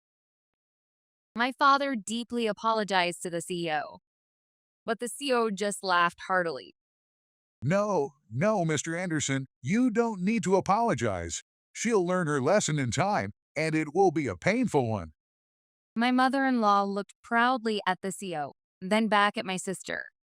But Mia was completely different from her. She showed proper respect, served tea with genuine care, and her greetings were heartfelt. I was impressed to meet a young person with such sincerity these days. What? So that's what happened. I can't believe she disrespected our CEO like that. Daniel, ever the chameleon, immediately shifted his tone. It was desperate and at this point, almost laughable. What a loser, I muttered softly. Yeah, what a jerk. Not showing respect to a client's CEO. Daniel, you're no different. Huh? There's no place for a man like you as the father of my child. The CEO nodded in agreement with my words. And we don't need him at our company either. I feel the same way, certainly not as my son-in-law. I apologize if this troubles you, Daniel. No, sir, it's absolutely the right decision. At this, Daniel kicked his chair over in anger. You're all just mocking me. So, I never really had a chance at becoming CEO, huh? Even when I tried to do the right thing, nothing would have changed. That's not true. With that, I did my last duty as his wife. I picked up the chair he had knocked over, set it upright, and dusted it off. If you hadn't betrayed me or given in to my sister's temptations, you could have become the CEO of our company. What? My father nodded in agreement. The right to inherit the company has now passed to Mia. Even without this incident, unless you changed your ways, Lisa, your future in the company was already slipping away. What is that supposed to mean? It means you should accept the consequences of your actions. After the funeral concluded, Daniel's manager patted him on the shoulder. Get in touch tomorrow. We need to have a talk. You understand what this means, don't you? She nodded, stifling a sob. I'm sorry. My sister sobbed out her apology, but it was far too late. They crumbled under the weight of their own mistakes, broken in a way different from those around them. Without returning to our home, I divorced Daniel on the spot. Naturally, Daniel's parental leave was revoked, and I heard he had even begged the CEO and his manager to let him stay with the company. But ultimately, he couldn't bear the cold stares and constant whispers and resigned. The severance pay he received was consumed by alimony payments to me. But alimony wasn't all he owed. He also had child support for Tom. Despite his ongoing job search, his high standards are keeping him from finding a stable position. My sister, though not fired, lost her right to inherit the company, and the reasons for her fall from grace quickly spread throughout the company. Her pride couldn't withstand the mocking laughter and the curious stares. Eventually, she quit. Her alimony payments to me came from our grandfather's inheritance. With her savings depleted, she has to move out of the high-end apartment she once rented on her own. She started working at a boutique to make use of her fashion sense, but her inability to humble herself before customers has led to constant complaints. Meanwhile, I'm still at my parents' house, enjoying my own parental leave. My mother-in-law occasionally visits to help care for Tom. She's gotten along well with my mom, and the two of them even go out for lunch together sometimes. They bring back souvenirs and stop by the house afterward. My mother-in-law, as always, is a highly capable secretary. A year from now, I plan to return to my father's company as well. I'm carrying Lucy's fiance's baby. With only 3 months until my wedding, my sister, held by my fiance, makes a terrifying confession. I looked up to the sky, feeling I knew it. After all, my sister is a predator who always wants what others have and doesn't choose her means to get them. In my family, it's settled that my sister and my ex-fiance will marry, and it's unthinkable for me to object. My whole family is so crazy, I really feel like I'm going mad. My name is Lucy, I'm turning 30 this year, and I'm a sports instructor who loves jogging. I've loved sports since I was young, and I consider my current job, where I get to teach what I love, to be my true calling. I jog on the levee before work or on my days off, so regardless of the season, my skin is always tanned. I prioritize comfort over style, wearing my hair in a single tie and only wearing a shiny ring on my left finger. That ring was given to me last month by my fiance, Rick, who proposed. Rick, who is the same age as me, was a high school classmate, and we became close after a chance reunion after becoming working adults. His parents run a somewhat well-known company locally, and Rick is their successor. People envy me for marrying him, but to me it's just pressure. However, when I first met his parents during our marriage introduction, they were very gentle and genuinely happy about me joining their family. I was relieved to become relatives with such good people. Now it's time for Rick to come greet my family. Lucy, your fiancé will be coming over, and Mary will also be there. Really? The day before the meeting, as I was helping clean the room, my mom casually dropped a bombshell. Wasn't Mary supposed to be at work? Mary took the day off because she wanted to meet your fiancé. She really loves you, you know. I see. I managed a strained smile at my mom's carefree words. Mary is my sister, 3 years younger than me, and the person I struggle with the most in this world. Unlike me, Mary is fashionable and charmingly cute. But the problem is her personality. Mary has always wanted what others have. Being closest to her, I was an easy target. Since she was about 3, Mary has always coveted my belongings. Whenever I got new clothes or toys, she would cry, saying, "I want that too." My parents would tell me, "You're the older sister, so give it to her," and they would give my stuff to Mary. I would be left with hand-me-downs or whatever was available. Even the pencil case and desk I got when I started school ended up being taken by Mary, who had just started kindergarten.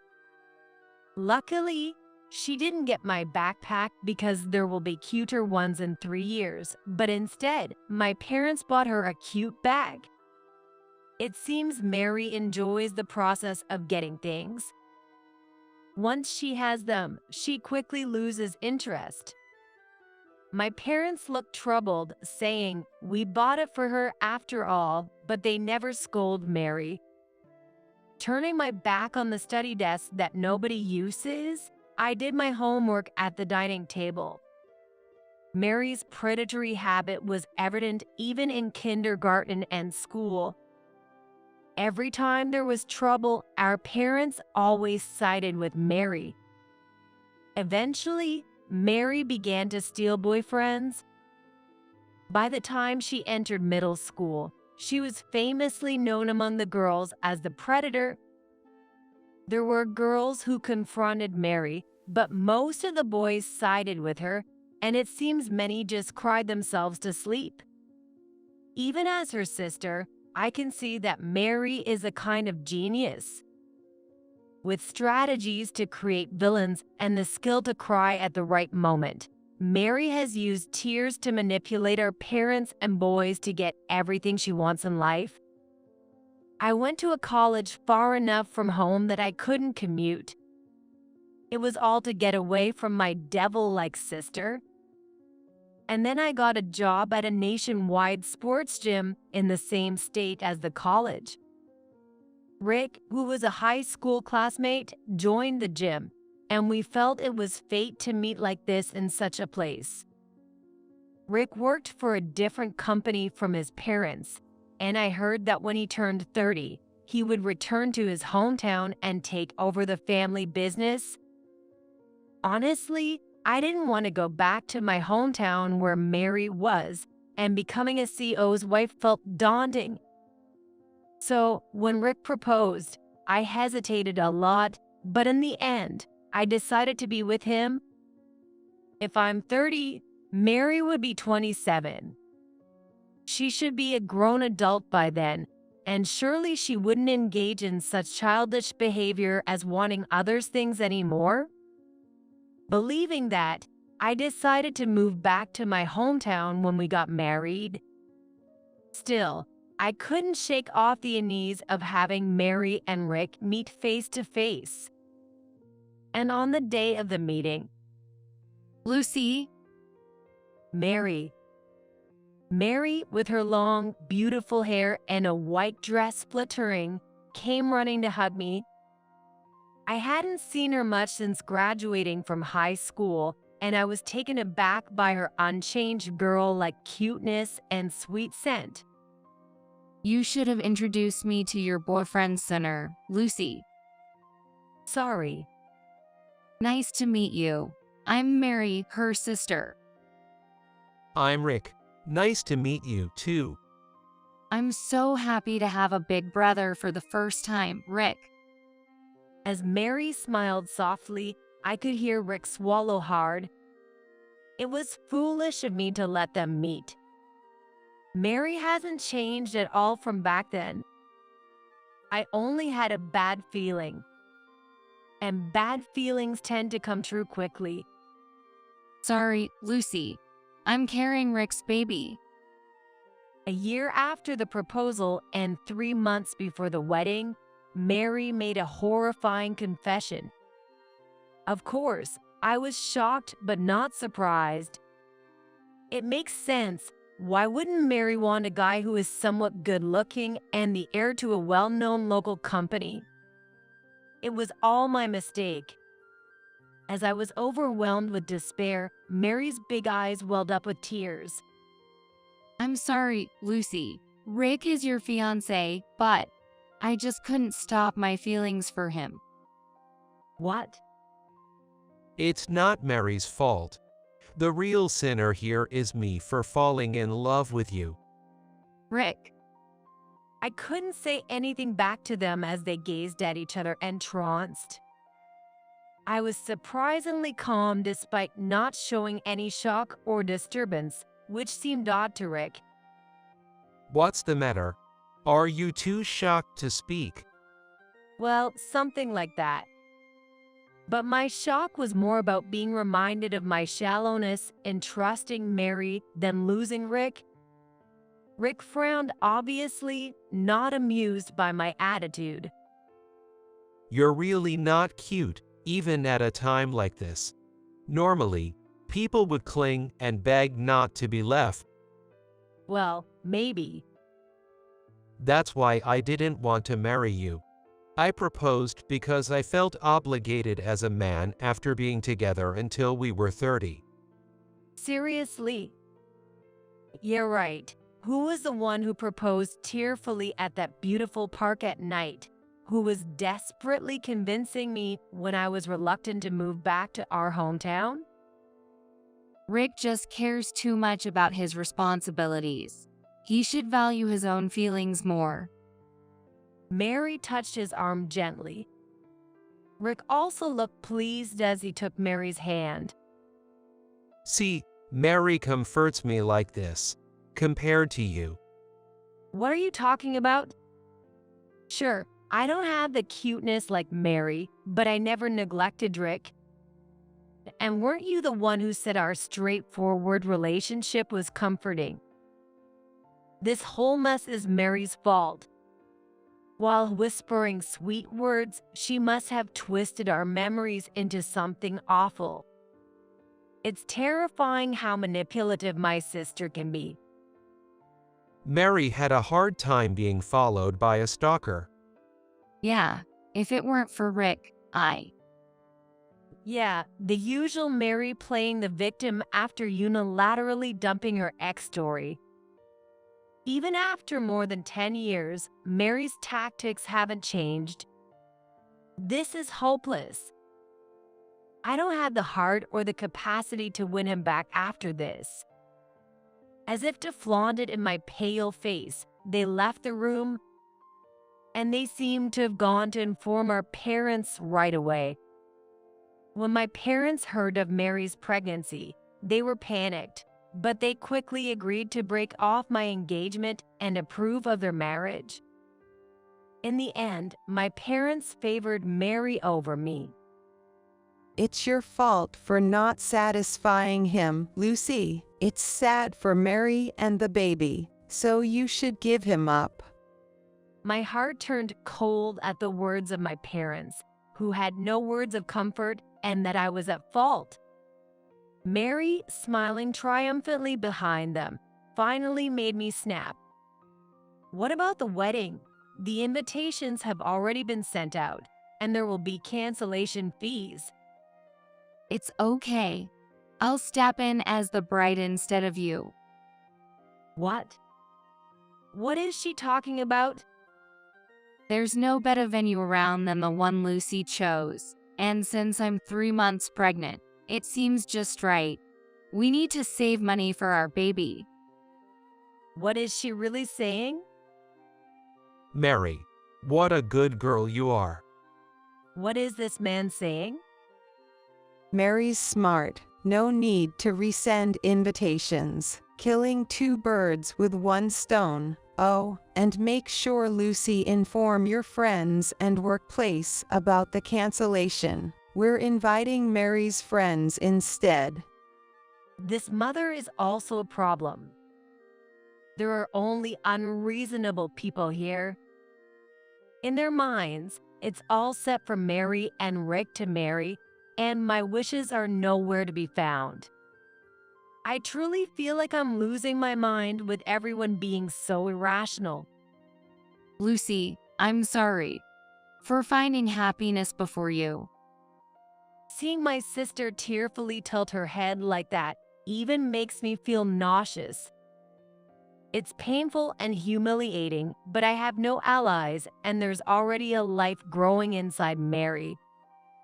I had no choice but to accept their marriage. Yet, I won't wish them happiness. Just because they're family doesn't mean I'll forgive them. You all discarded me first. After that, I did as my mom said and informed my friends and workplace about the broken engagement. Everyone was surprised and worried when they heard it was a shotgun wedding between my sister and my fiance. And they were speechless to learn the wedding would go ahead with the bride switched. My boss immediately canceled my transfer back home and promised me a position near the store where I had worked for a long time. My friends were furious as if it were their own issue and suggested, let's go on a trip when you feel better. Though I was unlucky with my family and boyfriend, I was truly fortunate to be surrounded by supportive people. I personally informed all the main contacts about the broken engagement and finished what I had to do. And then, on the wedding day, of course, I wasn't allowed to attend, nor did I want to. I had loaded my luggage into my friend's truck, which had already been brought into the apartment where Rick and I were going to live. Apparently, Mary and Rick will be living in this room from tomorrow. Although I managed to move back to the state I previously lived in, I had already canceled my old apartment lease, so finding a new place was a hassle. Just when I was relieved that I could move out today, my phone rang. As soon as I answered, I could hear my mom shouting, Lucy, get to the wedding venue right now. What? But I'm not supposed to attend. Just come. Unable to argue with my mom's insistence, I reluctantly agreed. I had half expected to be summoned anyway. Glancing at the clock, it was just before 3 p.m., probably the break between the ceremony and the reception. Just in case, I dressed in the formal dress I had prepared and headed to the venue in my friend's truck. Guided by the staff, I entered the reception hall and saw that the number of attendees didn't even fill half of the 80-person capacity venue. On the bride's side, there were mostly relatives. On the groom's side, just Rick's parents and his friends. There was one woman sitting alone at the bride's table, wearing a pure white dress that suggested she was the bride, chugging red wine. Naturally, Rick looked pale at the high table, and Mary was visibly in a bad mood. Seeing me, my mom strode over with large steps. Lucy, explain to everyone, will you? What am I supposed to explain? Tell them this marriage is harmonious. Our relatives are suspicious, and his relatives aren't even attending. There's really no other way to put it. I don't know how they explained the bride changing from older sister to younger sister, but anyone with common sense would be suspicious since the groom's name remained the same. This will ruin Mary's big day. Please do something about it. Pushed by my panicking mom, I was dragged next to the high table. A confused staff member handed me a microphone, and I reluctantly began to speak. Rick, Mary, congratulations on your wedding. As the bride's sister, I wish you both happiness. Lucy. Rick's eyes moistened, and Mary smiled contentedly. What do these people think I am? Do you think I will congratulate my sister for stealing my fiance? Hey. Ignoring the stunned bride and groom, I turned to face the attendees. The bride and groom have verbally abused me, and our parents told me I lacked the charms of a woman and unilaterally had my engagement broken off. I was told not to come to the wedding, but as soon as they realized it was not convenient for them, I was called out. My mom says to tell everyone this marriage is harmonious, but how could it be when my sister stole my fiance right from under me? Lucy, stop it. My mom glared at me with a furious red face. Rick was sweating bullets, and Mary was staring straight ahead with a serious face. Then, from a round table, a smattering of applause broke out. It was a woman in a white dress, attending alone as a friend of the bride. She stood up, clicking her high heels as she moved to stand next to me. The strong smell of alcohol making me wince. Lucy, can I make a speech too? Go ahead. Having no real reason to object, I handed her the microphone, and she smiled broadly before beginning. I'm Lisa, a friend of Mary. Sorry for being so drunk. Congratulations on your marriage, Mary. By the way, your husband is, Mike, was it? What? Rick looked confused, called by a name he didn't recognize. Oh, wrong, sorry. Mike was my ex-boyfriend from college. Mary took him from me. Really? So is it Steve, Nate, David, Ray, Leo, Jake? What do you mean? As more men's names were thrown out, not only Rick but the entire venue began to murmur. Lisa, unfazed, turned towards Mary. Remember, all the men you stole from others, right? There were others, but honestly, I've forgotten since there were like 30 men. The venue buzzed even louder. I was shocked at the number, but it made sense if it was Mary. Mary glared at Lisa for a moment, but soon put on her trademark tearful face. It's so mean, Lucy and Lisa. I'm not that terrible of a girl, right, Rick? That's right. I chose Mary over Lucy because Lucy was terrible to me. So you admit in front of everyone that you dumped me for my sister? Oh, no. Rick looks panicked. Mary froze for a second, But being the manipulator she is, she quickly recovered and tried to frame me and Lisa as the villains. It's true Rick was engaged to Lucy, but Lucy was so cold to him. I was just comforting him.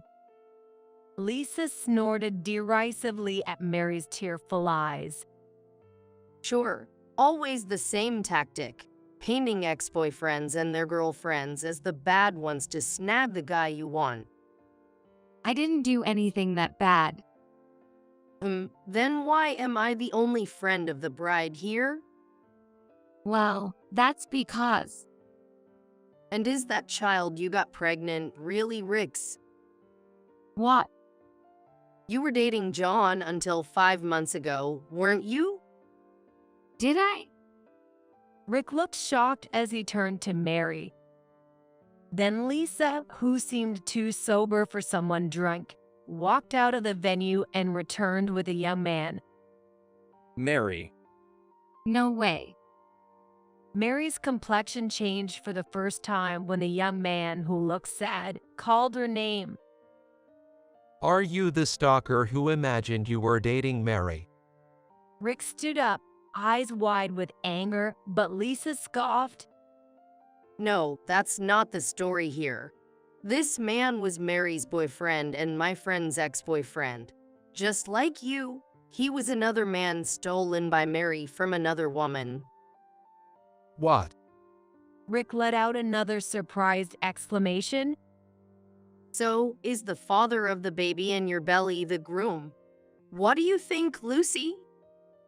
Lisa asked me cheerfully. I pondered for a moment and then answered with feigned difficulty. I'm not sure. Maybe there are other potential dads. True, that's possible. Lisa burst into laughter, finding my answer amusing. The venue, unable to follow the unfolding story, along with the parents, were stunned. I apologized to the attendees who got involved. I apologize for displaying such an ugly dispute in front of all the guests who attended today amidst their busy schedules. I will take my leave now. Hey, Lucy. Goodbye, Rick. I'll be sending you the bill for damages later. What? You can't escape this. I've already arranged it with your parents. What the heck? Rick looked back in shock. Since the wedding reception began, he had forgotten that his parents had been glaring at him all along.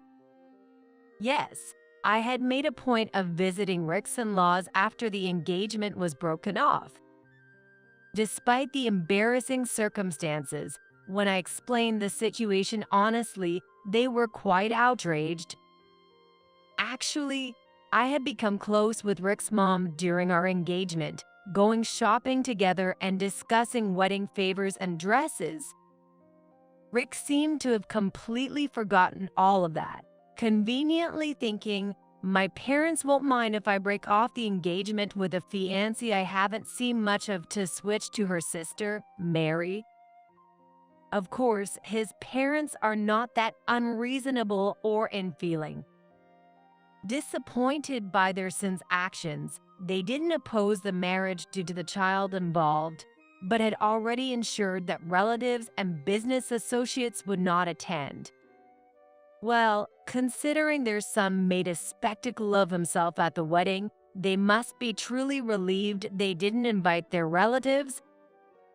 The wedding, already thrown into chaos by the bride's real sister and a friend exposing her misdeeds, and the appearance of an ex-boyfriend possibly being the father of her unborn child, was in a complete mess. Staff and organizers, confused, were huddled in a corner discussing.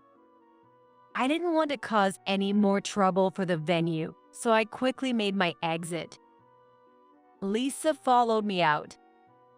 We silently high-fived and then went our separate ways. I got into my friend's truck waiting in the parking lot, loaded all my belongings, and drove straight to my new apartment. I turned off my continuously buzzing smartphone. I left my hometown feeling refreshed. Afterwards, the wedding became so chaotic that it had to be canceled. It seems Rick and Mary's ex-boyfriend John pressed her about who the father of her child was, but Mary stubbornly insisted it was Rick's. Learning of his darling daughter's scandalous life, my dad's blood pressure skyrocketed, landing him in the hospital.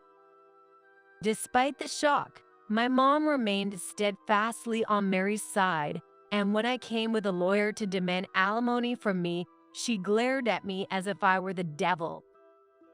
Unperturbed by their dire situation, I firmly collected the alimony I was entitled to. I spent the alimony on a trip with my friends who supported me through everything and saved the rest.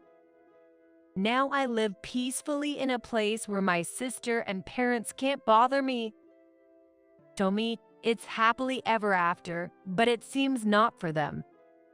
A year after my sister's wedding, as I was leaving work, Rick suddenly confronted me. He had found out where I worked because my name and photo were on the company's instructor introduction page. We were deceived. As soon as he saw me, Rick shouted, The child that she bore isn't mine. She's a witch who tore us apart. I had heard from my mom's one-sided phone calls that apparently the father of Mary's child was Anit John. That stuff. At my words, Rick's eyes filled with tears. Lucy, you're the only one who ever truly loved me. I'm going to leave that devil. Let's start over here, just the two of us. Together, we can overcome any difficulty. Rick gently took my hand. I forcefully pushed it away. Are you out of your mind? What? There's no way I would start over with you. Why? I was just deceived by her. Don't play the victim. Even if you were deceived by Mary, it doesn't erase the fact that you hurt me. But Besides, it sounds like your troubles are just yours. I heard your brother took over as the heir. say no more. Indeed, this man had been labeled as a hopeless by his parents during the marriage debacle and had been stripped of his heir status. A man who can't be faithful to his wife can hardly run a company faithfully, his parents had wisely decided. He had left his job in anticipation of taking over the family business and was now unemployed. Rejected by his old workplace and desperately job hunting. I'm not struggling like you. There's no benefit to me in getting back with you, and I have absolutely no sentiment for you. Benefit, huh? It's because you're such a calculating woman that you got dumped. Yeah, and clinging to the woman who dumped you isn't calculating? Shut up. Unable to retort against the solid logic, Rick grunted with a red face. Then my colleagues gathered to find us arguing. Is he the guy? The one who was duped by Playgirl's sister and ended up unemployed, right? That's right. What do you want with Lucy now? Don't you have any pride?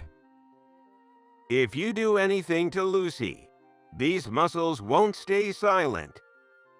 Surrounded by muscular and towering men, Rick let out a whimper and ran away. He appeared at my workplace a few times after that, but gave up due to my colleagues' ironclad defense. 3 years later, I had thought I was done with relationships, but then I met a man with whom I incredibly clicked. He also loved jogging, and we met while running in the park early in the morning. After we started dating and I found out he was running a company, I hesitated because of the trauma I had experienced with Rick. Then, just when things were settling. After her divorce from Rick was finally settled, Mary appeared before me. Of course, I no longer regarded her as a sister. There was no way I was going to let this home wreck her anywhere near my precious partner. Yet somehow, she found out where we were shopping and having tea and showed up. Lucy, long time no see. In her typical manner, and as if it were the most natural thing in the world, she showed great interest in my boyfriend and aggressively flirted. I wonder if I'll ever be free from this monster. But this time was different. He brushed off Mary's touchy-feely hands, and he said, "You're disgusting. Do you really just want any man you see? I've never seen anything like you, but how could you ever think such vulgar behavior would attract a man? I feel sick just watching." Seeing him stand so firmly, I felt reassured and decided to marry him. After her divorce, Mary did not end up marrying John, the actual father of her child. It seems John finally woke up from Mary's manipulation during the wedding fiasco and realized she was bad news. After being harshly rejected by my boyfriend, which wounded her female pride, Mary threw herself at various men and even got involved with several married men. However, her affairs were quickly discovered by their wives, and she has been heavily sued for alimony by each. Naturally, my mom came crying to me for help, but there was no way I was going to cover for her. Mary has had to work nonstop to pay off her debts, and it seems her once prized skin and hair have deteriorated badly. Now looking over 10 years older, it's unlikely any man will be deceived by Mary again. As for Mary's child, thankfully, he is being raised without any trouble by John's parents. I'm really glad that her child didn't end up in a bad situation. Then, a few more years later, I continue to work at the sports gym while raising my children. We could live comfortably on my husband's earnings alone, but I love my job. While I do help out as a CEO's wife, it's not too much of a burden. On weekend mornings, I have the luxury of jogging with my husband and our children. You always look so young. How do you stay so beautiful? An older gym member once asked enviously. Maybe it's because I get to do a job I love with the support of my family. Despite saying it myself, I felt a bit embarrassed and couldn't help but laugh. Life has been challenging, often not going as planned, especially since I wasn't blessed with supportive parents or a sister. But meeting a husband who accepts me entirely has made all the difference. All's well that ends well. Today, I'm enjoying another day filled with sports, sipping on a protein shake made by my husband. Thanks for babysitting my son during spring break. I was stunned when my sister suddenly showed up at my house. What are you talking about? The next moment, shock hit me. I left him in the backyard shed. I rushed there, trembling with fear. When I hurriedly opened the shed door, a stench I had never encountered before hit me. What is this smell? And then an awful sight unfolded before my eyes. I could do nothing but shiver in despair. I'm Hannah. I'm a 36-year-old part-time teacher at the local high school. My husband, Steve, is an ordinary and diligent office worker.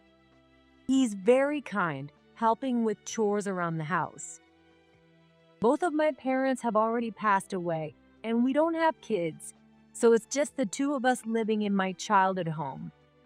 When I said I wanted to live in the house where I grew up, he agreed without hesitation. Surrounded by fields, it was very quiet, and our life itself was peaceful. It's a place that means a lot to me. But lately, our peaceful life has become very noisy. I have a younger sister, Amy, who's a year younger than me, and she's been a real problem. You're here again? Come on, what's the big deal? Aren't you happy to see Dave? He's your adorable nephew, right? My sister is a stay-at-home mom and lives nearby with her husband, Mike, and their 8-year-old son, Dave. And ever since Mike was transferred and had to live away from home 6 months ago, Amy has been dropping by our place constantly. She claims that she feels more comfortable at my place, but that's a complete lie. She just dumps her son on me and heads out to have fun. My nephew Dave is a serious, smart, and dependable 8-year-old like his dad, Mike. He even has his own cell phone, which he uses so skillfully. It's hard to believe he's just 8. That's impressive. Did your mom buy that for you? Dad got it for me secretly without telling Mom. When Dave unzipped his small bag to put away his phone, I noticed he had packed apples and bananas. I thought Amy had given them to him, but he explained that he brought them himself so he wouldn't be a bother. While I'm impressed by how smart he is, seeing how apologetic he looks whenever Amy drops him off makes me feel uneasy. And yet, Amy. Take care of him today, too. She says this without a care and then heads off, leaving Dave behind. Hey, you need to stop this. You're his mom. It's not fair to Dave. The visits became so frequent that I had to give Amy a stern warning, but her behavior only got worse. Whenever there was school holiday, she'd just assume I was off work and leave Dave with me without asking. Even though I told her I had coaching duties and couldn't handle it, she wouldn't listen at all. Fine, I'll ask Steve to take care of him then. She even said things like that. Steve's tired from work too, so don't do that. Well then, I'm counting on you, Hannah. Since Amy is my sister, Steve finds it hard to be firm with her. Plus, he likes kids and probably feels sorry for Dave. So, whenever I'm at work, he willingly takes care of Dave. But the kinder Steve is, the guiltier I feel toward him. I'll go home. I can manage on my own. Maybe sensing the tension, Dave would say things like that, but there's no way I could leave an 8-year-old by himself. I'm sorry, Aunt Hannah. Why are you apologizing? I'm happy to have you here, Dave. Mom doesn't like me. That's not true. Even though I tried to reassure him, Dave's expression remained gloomy. Seeing his face made my heart ache, and I couldn't help but feel angry at Amy for making her child feel this way. But Amy had no regard for how I or Dave felt. It became routine for her to leave Dave with us and not come back until late at night. I was getting more and more frustrated, but I felt trapped by Amy's behavior, knowing that scolding her wouldn't do any good. Days went by in a haze. Then, the day before the school spring break started, I got a call from Amy. Hannah, school's out tomorrow, right? Can you take care of Dave for about a week? Here we go again. I sighed. But what kind of situation would make a mom leave her kid for a whole week? No way. I've told you before, even when the students are off, teachers still have to work. And for a whole week? Are you going into the hospital or something? I asked, genuinely worried. No way. I'm totally fine. It's just that I have something I absolutely can't miss. Amy's voice on the phone sounded cheerful, almost like she couldn't hide her excitement. But when I asked what this something was, she just laughed it off. I immediately guessed it was something frivolous. Sorry, like I said, I can't do it. I'm going on a trip with the school team for a week starting tomorrow. I thought she'd finally give up hearing that. If that's the case, I'll ask Steve to look after him. Don't be ridiculous. He has work too, and he's going on a 2-week business trip starting tomorrow. So, we can't take care of Dave. What's that supposed to mean? Are your trip and his business more important than Dave? I could say the exact same thing to you. What's impossible is impossible. Give up this time. Frustrated with Amy's selfish logic, I ended the conversation in a stern tone and abruptly hung up. She's got to understand now, right? But I underestimated Amy. I didn't realize just how naive I was being until later. A week later, I returned home after the school trip. It had been a fun and enriching experience for the students, but for the teachers, it was a week filled with responsibilities and mental exhaustion. And even though it was early spring, the weather had been unusually hot, leaving me drained both physically and mentally. Well, that was rough. I collapsed onto the sofa, tossing my bags aside. But just then, the doorbell rang, and when I opened the door, there stood Amy. I thought she might have brought Dave again, but she was alone for a change. Thanks for babysitting Dave during spring break. What are you talking about? Don't play dumb. You were looking after Dave, right? I suddenly remembered the phone call with Amy from a week ago, but I was sure I had refused her request back then. I stared at Amy, baffled, trying to figure out what she was talking about. And then the shocking truth came out. I left Dave in the backyard shed. Didn't you see the note on the door? What? Come on, stop joking around. I've been busy. Where is Dave? Is he taking a nap or something? She glanced around toward the back room and noticed my suitcase still lying around. What's this? What's going on? Don't tell me you actually went on that trip? Yeah, I went. It was for work. What? You've got to be kidding me. I told you to look after Dave, and you went on a trip. That's just unbelievable. Dave is more important than work, right? Listening to Amy's furious rant, I was deeply shaken. I rushed outside and headed to the backyard. There, an old shed stood, built before I was even born. As a kid, I used to play treasure hunts inside with my friends. But now it was just full of old junk. Since my parents passed away, I rarely went in there. And just as Amy said, there was a note stuck to the shed door that read, Dave's in here. Take care of him. The key is back in place, so no worries. What the? Did you really lock Dave in here? Yeah, just like the note says. Why would you do such a thing? I told you I'd be away for a week on a school trip. I was trembling with anger as I glared at Amy, raising my voice. I told you I had something I absolutely couldn't miss. Apparently, when Amy came to drop off Dave, she assumed I'd be back right away, even though I had already left for the trip.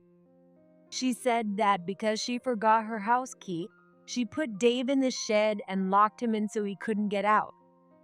Since there wasn't anything valuable to steal, the shed key was always left inside a bag hanging on the outer wall. I picked it up, trembling, and quickly opened the door. No. The moment I did, a terrible stench came from inside. The smell was so bad it made me hesitate for a moment before entering the shed. Holding my breath, I peeked inside cautiously, but nothing seemed out of place at first glance. Dave? I called out softly, but there was no reply. Covering my nose with my sleeve, I forced myself to step inside. No way. And then I found the source of the stench and screamed in shock. It seemed Amy sensed something was wrong with my reaction. Hey, if something happens to Dave, it's all your fault, you know. I'm not to blame at all. With that, Amy turned around and ran away. Hey, wait! Panicked by the shocking sight and Amy's irresponsibility for leaving me alone, I was on the verge of losing my composure. What should I do? Just then, my phone rang in my pocket, bringing unexpected news. 2 hours later, I called Amy. Thanks for what you did earlier. How could you just leave me after pulling such a stunt? Who's the bad one here? You're the one who left Dave behind to go to work.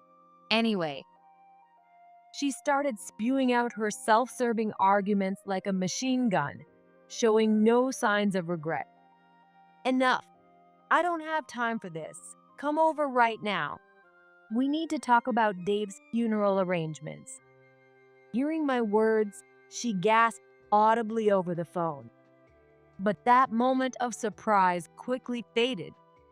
Fine, but just so you know, I'll never forgive you. You better be ready to pay for this. With that, she hung up the phone. That's my line. I've held back long enough, but I won't anymore. Fueled by the intense anger welling up inside me, I prepared myself for a final showdown for Dave's sake. An hour later, Amy arrived. Where have you been hiding all this time? I wasn't hiding. How can you act so smug after everything you caused? It's your fault for going on that trip. It's not my fault at all. Even as I confronted her at the door, she showed no remorse and barged into the house as if nothing had happened. But the moment she opened the living room door, she suddenly turned around and bolted out the door. Hey, wait! Before I could shout, someone else ran out of the living room and quickly caught up to her. Thanks, Mike. That person was Mike, Amy's husband. After I told him about Dave, he had rushed back from his work assignment. With a sulky look, Amy slumped and reluctantly returned to the living room, sitting down in front of us. Do you realize what you've done? Your irresponsibility, Amy, caused something terrible. You hurt Dave. Huh?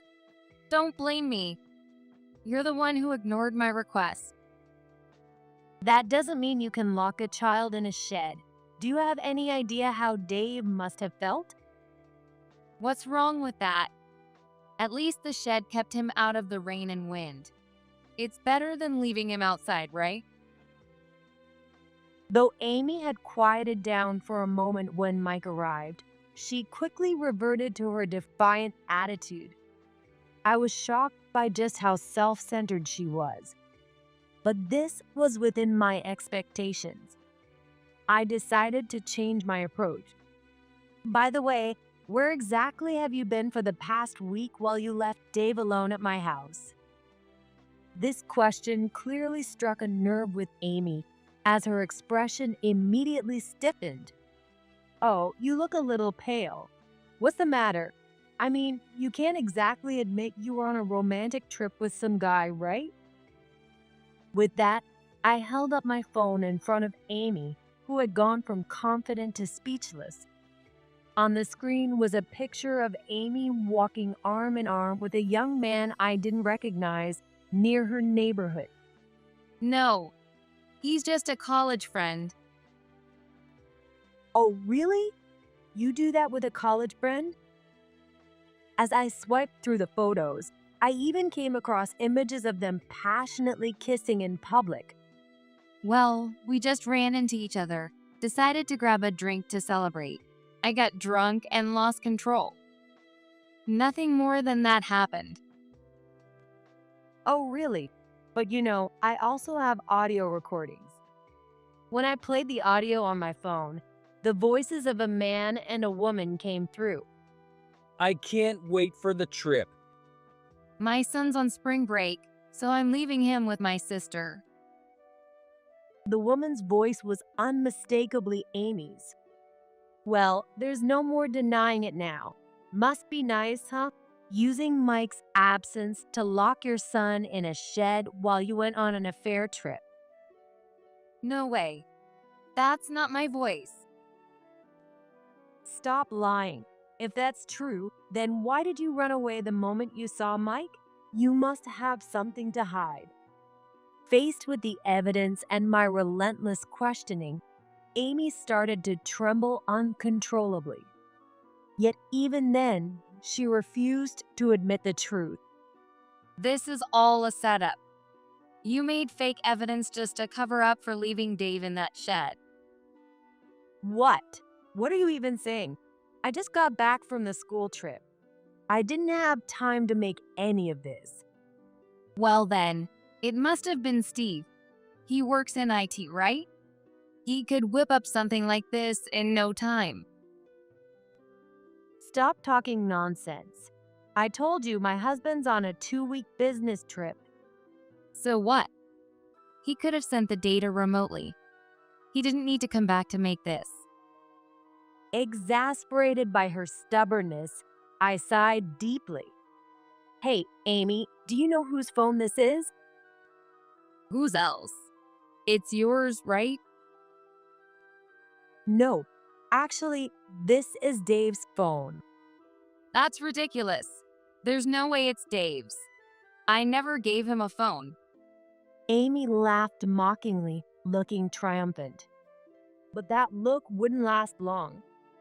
If you're so sure, why don't we ask him directly? What? I called down the hallway. You can come in now. And the living room door slowly opened. Standing there was none other than my nephew, Dave. Dave. Why?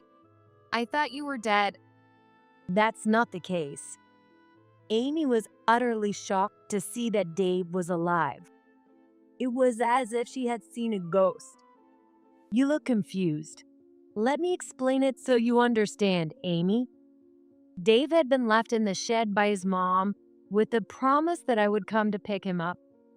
Scared and alone, he tried everything he could to open the door, pushing and pulling, but it wouldn't budge. Naturally, since Amy had locked it. He then searched for another way out and found a small window high up. Using an old chair nearby as a step, he grabbed onto the window ledge and climbed up. Fortunately, the window wasn't rusted, so even with Dave's strength, it opened easily. After escaping through the window, he walked 15 miles to his aunt's house. His sudden arrival shocked her.